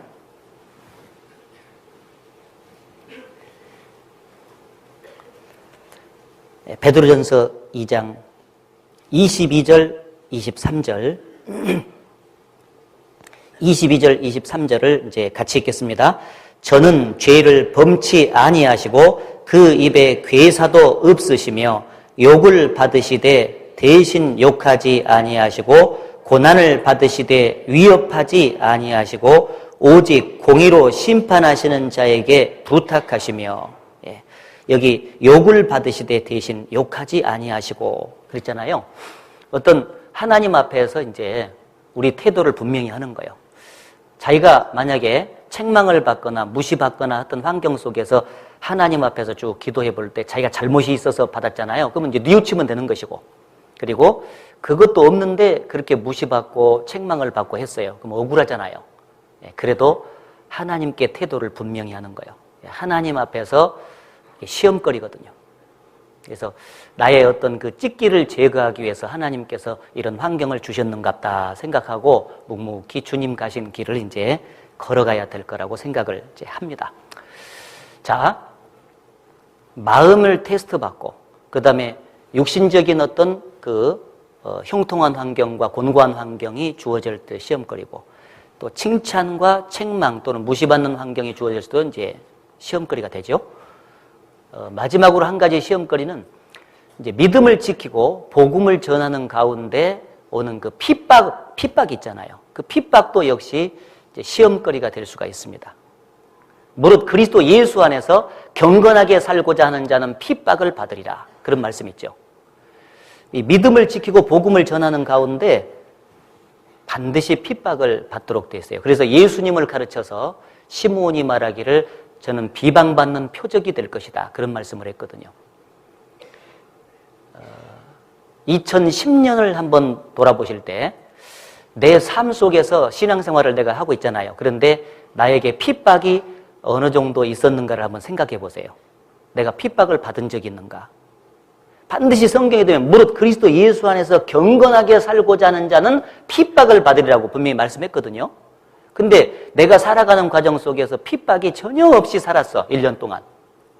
그것은 무엇을 말하는 거죠? 내가 정말 올바로 살고 주님 뜻 가운데서 세상과 타협하지 아니하고 살았으면요, 반드시 일정 부분 핍박은 있도록 돼 있어요. 근데 그 핍박이 없었다면은 내가 한 해 동안에 세상과 많은 부분 타협을 하면서 살지 않았을까? 믿음을 지키기보다는 믿음을 배반하는 쪽으로 살았다든지 세상과 타협하고 어떤 고난의 길을 걷기보다는 희생의 길을 걷기보다는 아니란 쪽으로 타협을 해서 살았기 때문에 세상으로부터 핍박이 없었던 것은 아닌지 생각을 해봐야 된다는 거죠. 반드시 경건하게 살고자 하는 자는 핍박이 있다고 성경에 법칙처럼 나와 있거든요. 진짜 복음을 전하려고 하면은요, 마귀가 가만두지 않잖아요. 근데 핍박이 없었다면 나는 한 해 동안 전혀 복음을 전하지 않고 살았기 때문에 그런 것은 아닌지 생각해 봐야 되죠. 그래서 우리가 새해에 새로운 결단을 내릴 때 정말 나는 한 해 동안에 믿음을 지키면서 복음을 전하기로 살기로 작정을 해야만 합니다. 그러면 반드시 핍박은 오도록 돼 있다는 거죠.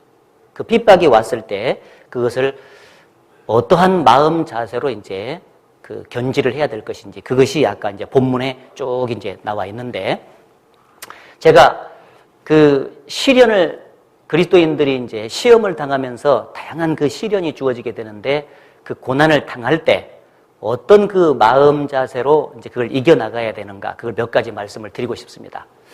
첫째는 그 고난 속에서 항상 이제 주님을 바라봐야 된다 하는 것이 이제 법칙과 같아요.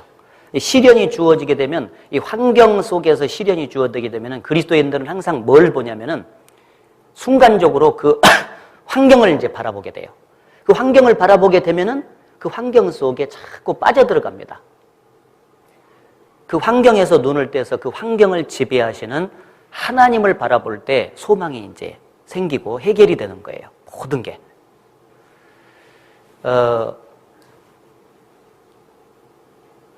그 베드로 있잖아요. 베드로가 어느 날 이제 막 제자들이 배를 타고 갈릴리 바다를 가는데 막 풍랑이 몰려오고 막 그랬잖아요. 어둠 속에서.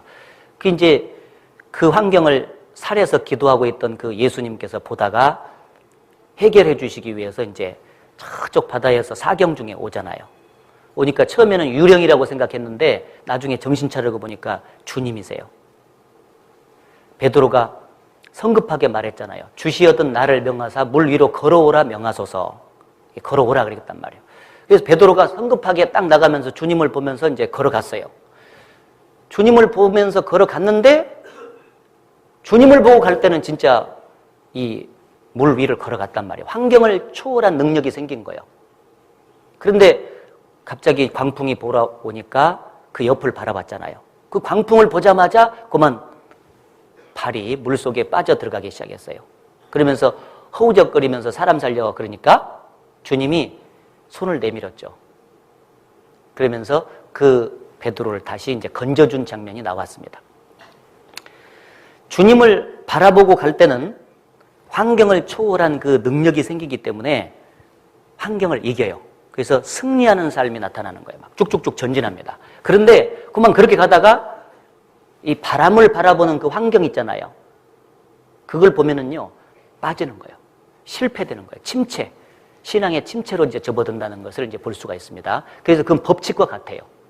법칙과 같습니다. 그래서, 이스라엘 백성들이 그 민수기서에 보게 되면은 광야 생활 중에서 길이 험하고 또 매일 먹는 그 만나로 인해서 박한 식물이라고 이제 불평을 했을 때 하나님께서 그 불뱀을 보내는 장면이 있잖아요. 그래서 독이 퍼져가면서 막 힘든 그 환경이 있었는데 그 환경 속에서 어떻게 해서 그들이 이제 낫게 됐는가. 노뱀을 쳐다보는 길밖에 없었죠. 그죠? 하나님의 특별 대책이 노뱀을 만들어서 장대 위에 걸었습니다. 그래서 노뱀을 쳐다보면 산다 그 말이에요. 그런데 명령을 해줬어도 노뱀을 쳐다보지 않고 그 뱀이 물은 자국 있잖아요. 그걸 보면서 이렇게 지금 퍼져가는데 내가 어떻게 그걸 바라볼 시간이 있냐고. 에? 세상에 그런 대책을 내놓냐고. 하나님도 참 희한한 대책 내놨네 하면서 안 보는 거요. 안 바라보고 그 현재 자기에게 주어진 고통 속에 빠져 있으면은요, 결코 해결이 안 되죠. 바라볼 때 퍼져가던 독이 제거되고 생명이 이제 살아나게 되는 것입니다. 그것이 있잖아요. 구원받을 때도 마찬가지인데 구원받은 이후에 신앙생활의 전생애 속에서 꼭 마찬가지요. 그러니까 시련 속에서 주어지는 그 환경을 이기는 유일한 방법은 뭐냐면 함께 계시는 하나님을 바라보는 길밖에 없습니다. 약속을 통해서 그 하나님을 바라보는 거죠.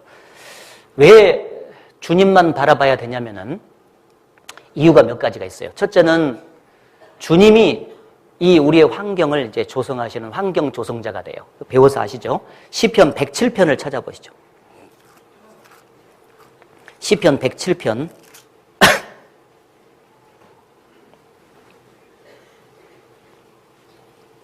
시편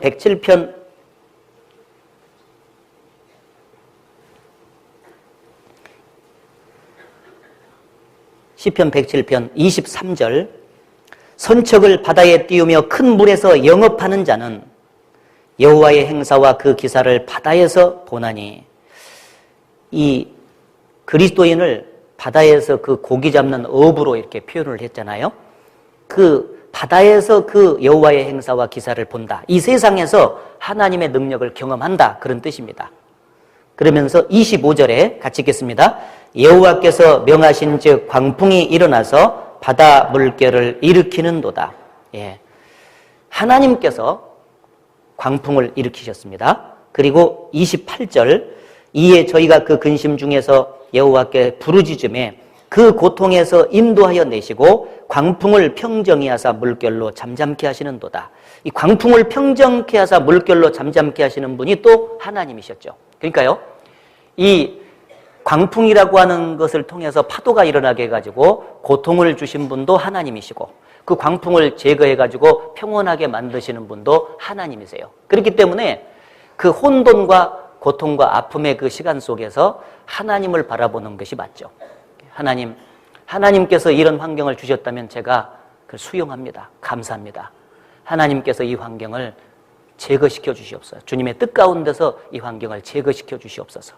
지금 고통받고 있는 어떤 환경이 있다면은, 시련이 있다면은 그걸 하나님을 바라봄으로써 맡기고 하나님께 쭉 맡겨서 하나님이 해결해 주시도록 해야 된다 그 말이에요. 왜냐하면 환경 조성자, 해결자가 하나님이세요. 그리스도인에게는 우연이 있을 수 있습니까? 없습니까? 우연이 있을 수가 없어요. 왜냐하면 구원받자마자 하나님이 우리를 자녀로 삼아서 끊임없이 돌보시거든요. 눈동자 지키는 것처럼 지키신다고 돼 있고 침 삼킬 동안도 놓지 않으신다고 돼 있어요. 주무시지도 않고 졸지도 않고 우리를 지키신다고 돼 있어요. 그러면은 한순간도 놓지 않고 돌보시는데 그리스도인에게서 일어나는 어떤 환경 자체가 우연이 어디가 있겠어요. 그렇잖아요. 그러면은 현재 어떤 시련이 다가와서 고난을 당하고 있다면은 그것도 역시 하나님이 주신 것이 맞기 때문에 그것은 하나님이 해결하실 수 있어요. 그래서 하나님께 맡기고 기도하면서 늘 하나님을 의지하는 가운데 나가야 된다. 그런 얘기입니다. 또 하나 주님을 바라봐야 되는 그 이유가 있다면은 주님은 가장 선한 길로 항상 우리를 인도하신다는 믿음을 우리가 갖잖아요. 가장 선한 길로 인도하시거든요. 그래서 로마서 8장에 보면 하나님을 사랑하는 자, 곧 그 뜻대로 부르심을 입은 자들에게는 모든 것이 합력하여 선을 이루느니라. 그런 말씀이 있어요. 하나님을 우리가 사랑하고 살아가잖아요. 근데 그 뜻대로 부르심을 입은 자들에게는 모든 것이 합력하여 선을 이루느니라. 아침에 일어나면은 저희 집사람이 저한테 이제 뭘 먹인다고 믹서를 갑니다. 막 도로로로 갈아요. 막 섞어서 갈죠. 그죠? 뭐도고 섞어서. 어제 양파즙 얘기, 무한 양파 맞죠? 네. 그것도 좀 집으로 먹어본 적이 있습니다. 드르르 갈아가지고. 하나님이 우리의 그 신앙을 증진시키기 위해서요, 좋은 환경과 나쁜 환경을 이렇게 믹스하세요. 믹스하셔가지고 결국은 가장 선한 길로 인도하십니다. 그러니까 우리가 좀 힘든 환경이 주어졌다고 해서 그것이 나에게 나쁜 환경이라고 생각하면 안 돼요. 그게 하나님 편에서는 결국은 유익한 길로 우리를 인도하시기 위해서 배려하신 환경이라고 하는 것을 꼭 기억을 해야 됩니다. 꼭 선한 길로 인도하시기 때문에 하나님만 바라보는 것이 맞다. 그리고 또 하나 이유가 있다면 주님이 내 연약함을 가장 잘 아세요. 그래서 내 옆에서 늘 이제 도와주시는 것이 맞거든요. 히브리서를 찾아보죠. 히브리서 4장.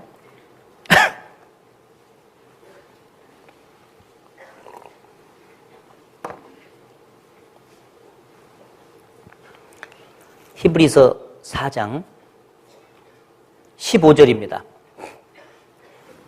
히브리서 4장 15절. 우리에게 있는 대제사장은 우리의 연약함을 체휼하지 아니하는 자가 아니요 모든 일에 우리와 한결같이 시험을 받은 자로 돼 죄는 없으시니라.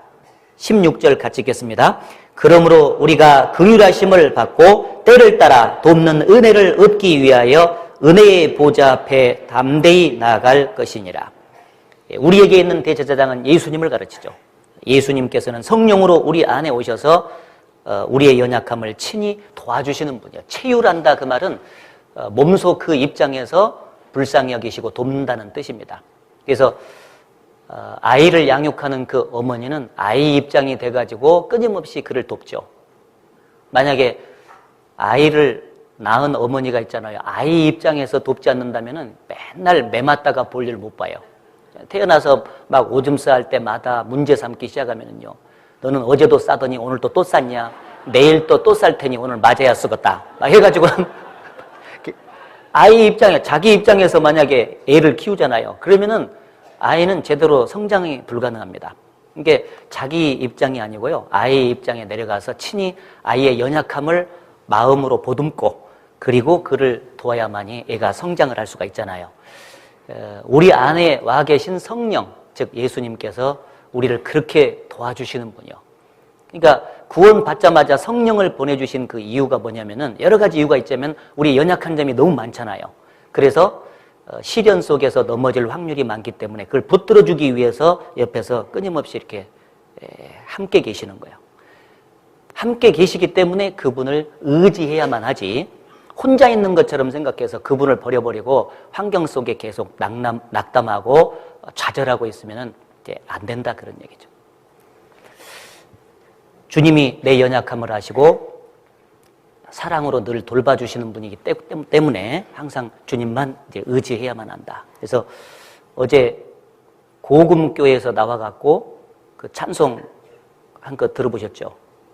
나의 등 뒤에서 나를 도우시는 주, 나의 인생길에서 지치고 곤하여 매일처럼 주저앉고 싶을 때 나를 도와주시네. 일어나 걸어라 내가 새 힘을 주리니. 그렇죠? 그러니까 새 힘을 주시고 도와주시는 그분을 의지할 때, 마음 중심으로 쭉 의지하고 이 시련을 주님께 맡길 때 내 마음속에는 평강이 자리 잡게 되고 현재의 삶 속에서 내가 주님을 위해서 힘있게 살아갈 수가 있습니다. 자기가 마치 해결할 수 있는 것처럼 마음에 안게 되면 근심과 걱정이 태산 같아. 그리고 얼굴에 쌍팔자가 써져요. 그런데 주님을 의지하고 맡기고 탁 앙망하고 딱 나가면 얼굴에 광채가 생긴다고 그랬잖아요. 광채. 그래서 환난 날에 네 미약함을 보면 안 된다고 돼 있잖아요.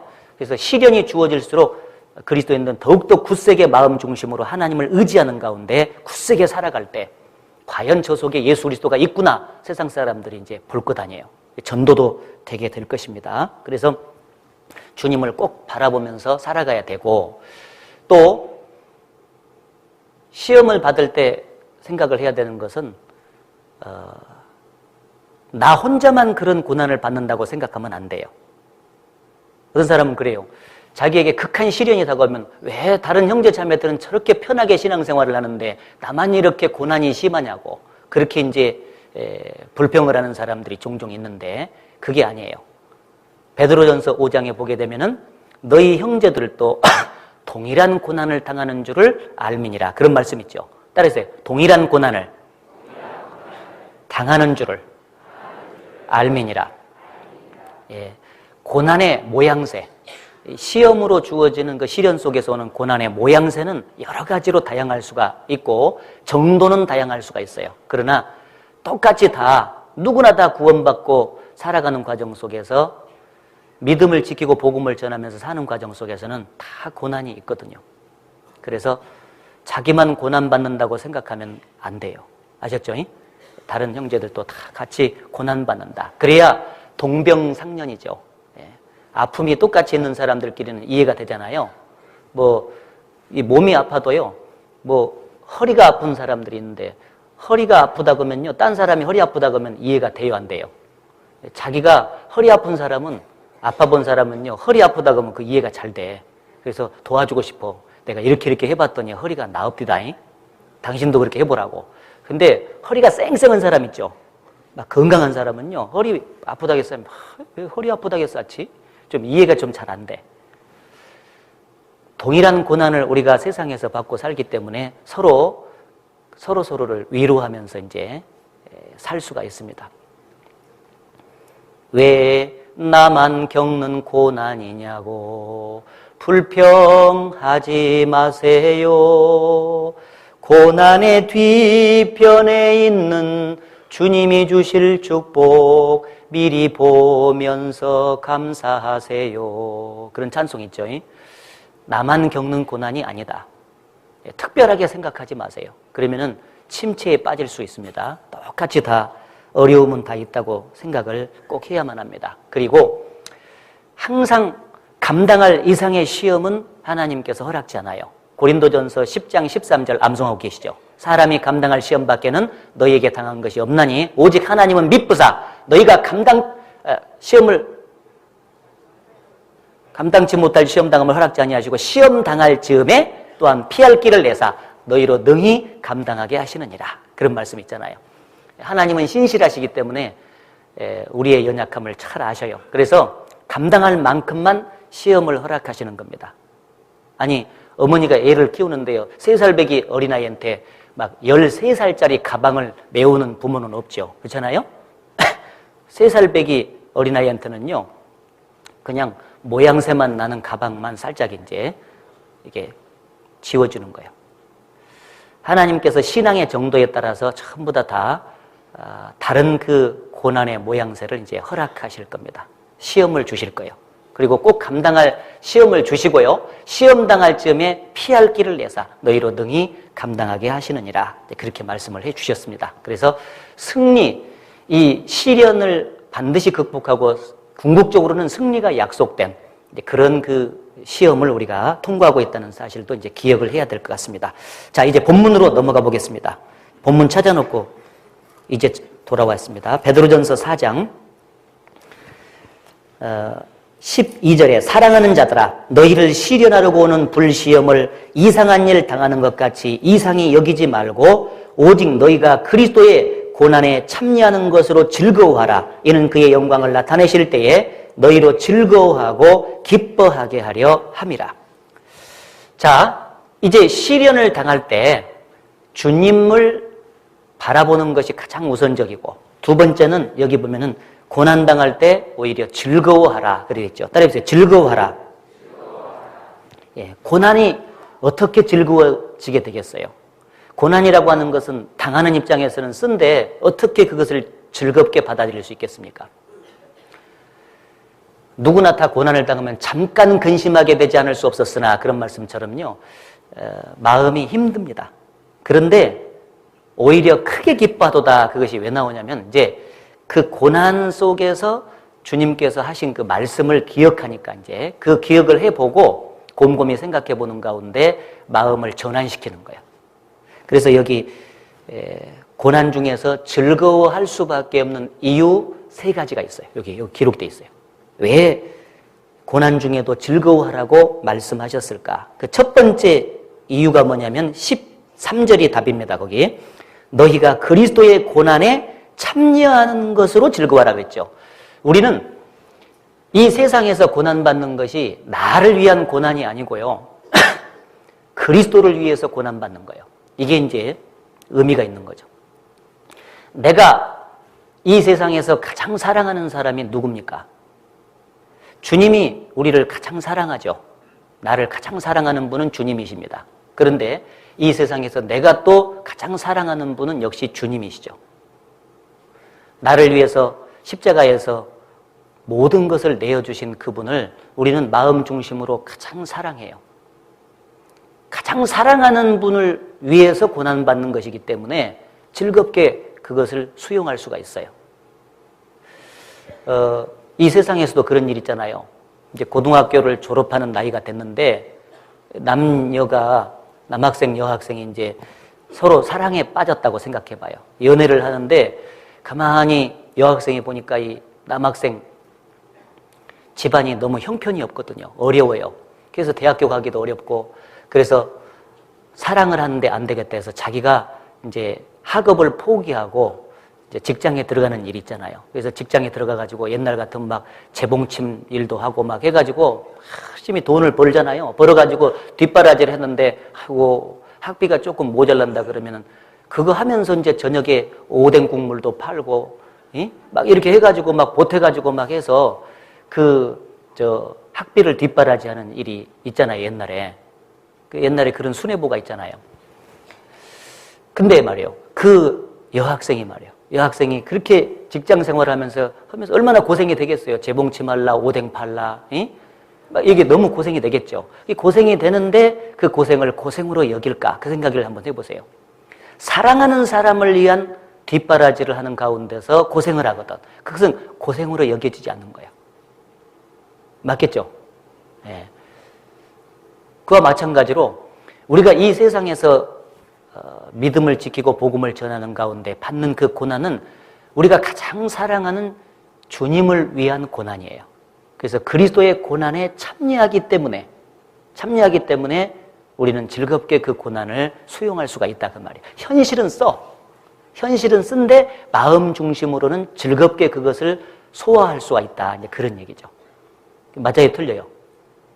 아닌갑네. 성경이 그렇게 돼 있습니다. 그러니까 이제 우리도 주님을 가장 사랑하기 때문에 사랑하는 분을 위한 수고니까 기쁘게 모든 것을 감당할 수가 있다. 야곱이 잘 아시잖아요. 그 레아라고 하는 그 여인하고 그 다음에 라헬이라는 여인을 둘이 다 이제 아내로 맞아서 살았잖아요.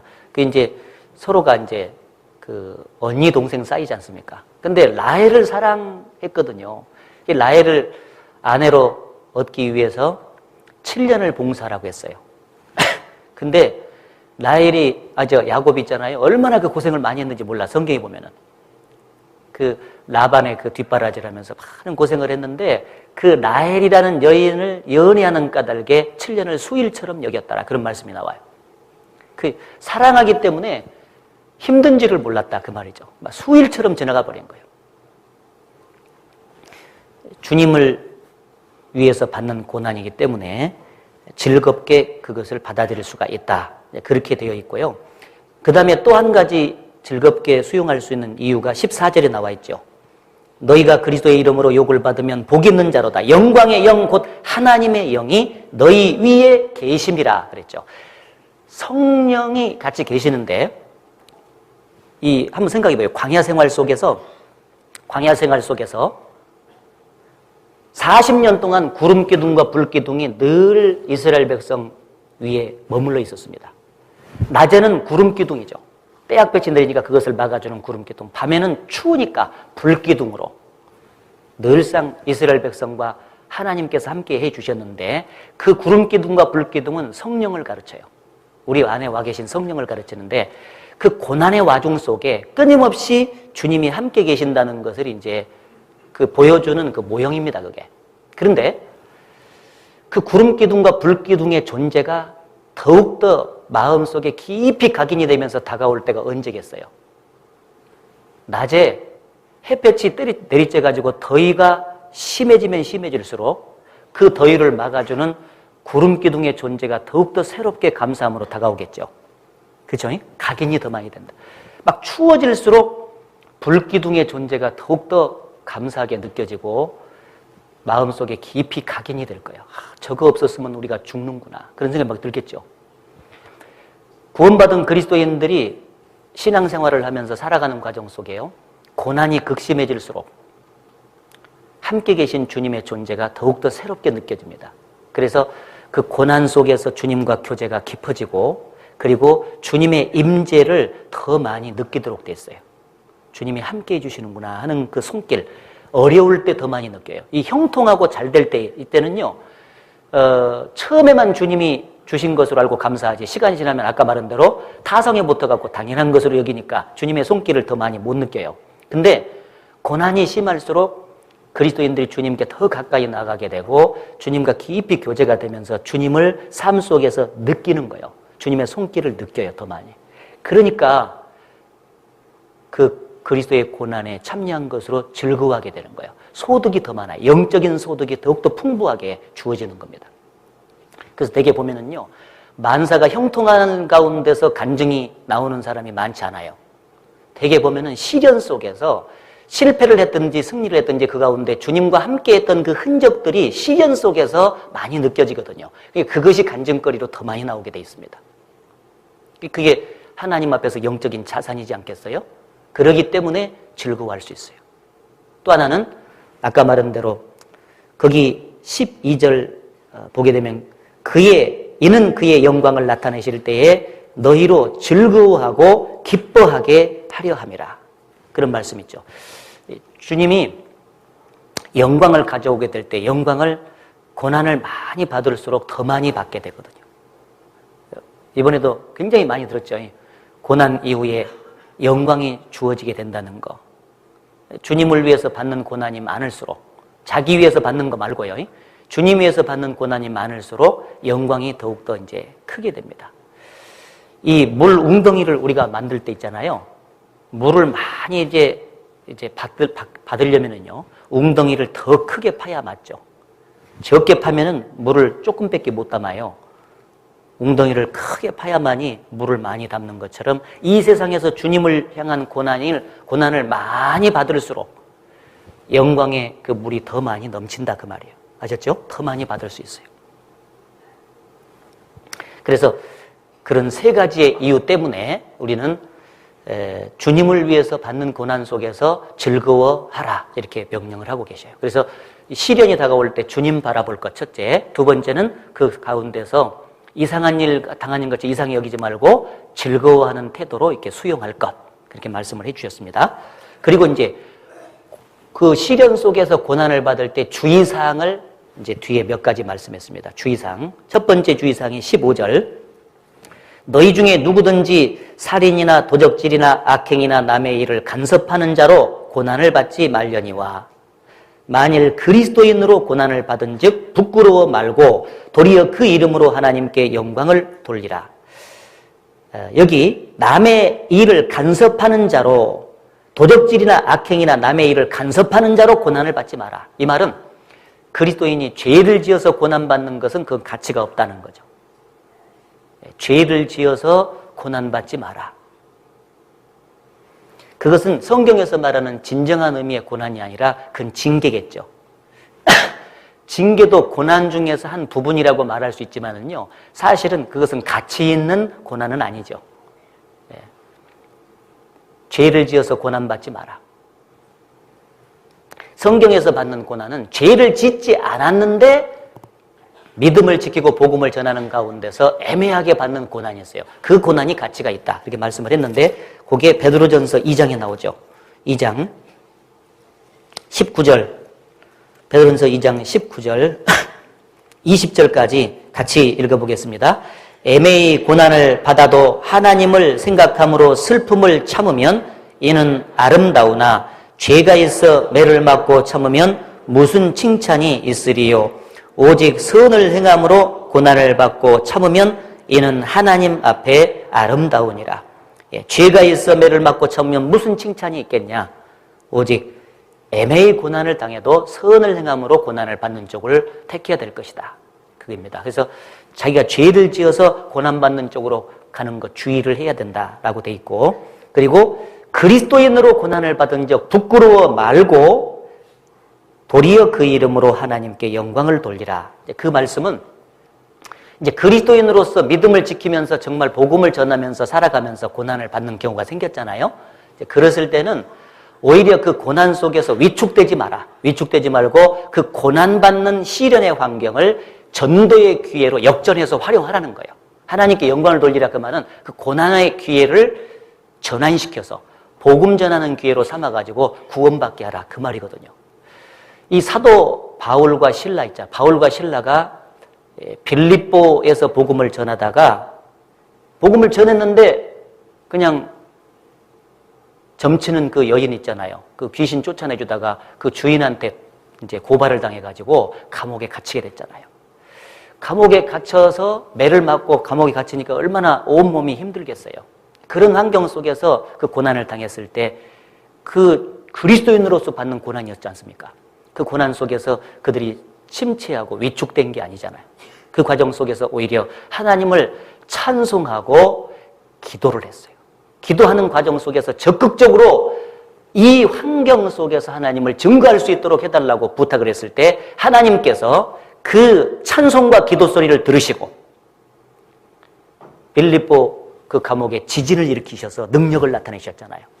그리고 결국은 그 빌립보 간수에게 주 예수를 믿으라. 그리하면 너와 내 집이 구원을 받으리라 하면서 전도하게 됐고 그날 빌립보 그 감옥의 죄수와 가족들이 구원받는 큰 역사가 나타났습니다. 우리는 고난을 당하면은요, 시련을 당하면은 위축되는 경향이 있어요. 그래서 그냥 자기 자신을 겨우 신앙적으로 지키려고만 노력을 하는 특징이 있는데 오히려 하나님을 의지하고 기도하는 가운데 적극적으로 나가서 그 환경을 전환시켜서 복음을 전하는 기회로 삼으라는 겁니다. 바울과 실라가 그렇게 했지 않습니까? 바울과 실라가 빌립보 감옥의 문을 찬송으로 열었다오. 고통의 문을 찬송, 기도, 찬송으로 역전시키는 거예요. 그리스도인으로 고난을 받은 즉 부끄러워 말고 오히려 하나님께 영광을 돌리라. 당연한 것으로 생각하고 고난받는 것을 기쁨으로 생각하면서 오히려 이 환경을 어떻게 전도의 기회로 삼을까를 생각하고 기도하는 가운데 노력해서 오히려 복음 전하는 것으로 역전시켜라는 거예요. 고난을 전도의 기회로 역전시켜라. 그것을 주님이 말씀해 주셨고요. 17절을 보겠습니다. 하나님의 집에서 심판을 시작할 때가 되었나니 만일 우리에게 먼저 하면 하나님의 복음을 순종치 아니하는 자들의 그 마지막이 어떠하며 또 의인이 겨우 구원을 얻으면 경건치 아니한 자와 죄인이 어디서리요? 하나님의 집에서 심판을 시작했다. 이제 구원받은 사람은 이 세상에서 이제 불시험을 당합니다. 아까 그 12절에 너희를 시련하려고 오는 그 불시험이라고 돼 있죠. 불시험을 당해요. 그 불시험이 사실은 하나님의 집인 교회 안에서 신앙생활하는 것에서 심판받는 과정이라고 말할 수 있습니다. 그런데 구원받지 않는 사람은 이 세상이 망할 때 불심판을 받게 되죠. 자, 여러분에게 한번 질문을 드려보겠습니다. 묻겠습니다. 이 세상에서 그리스도인으로 살면서 불시험을 당하는 것이 낫겠어요? 아니면 구원받지 못한 상태에서 살다가 불심판받는 게 낫겠어요?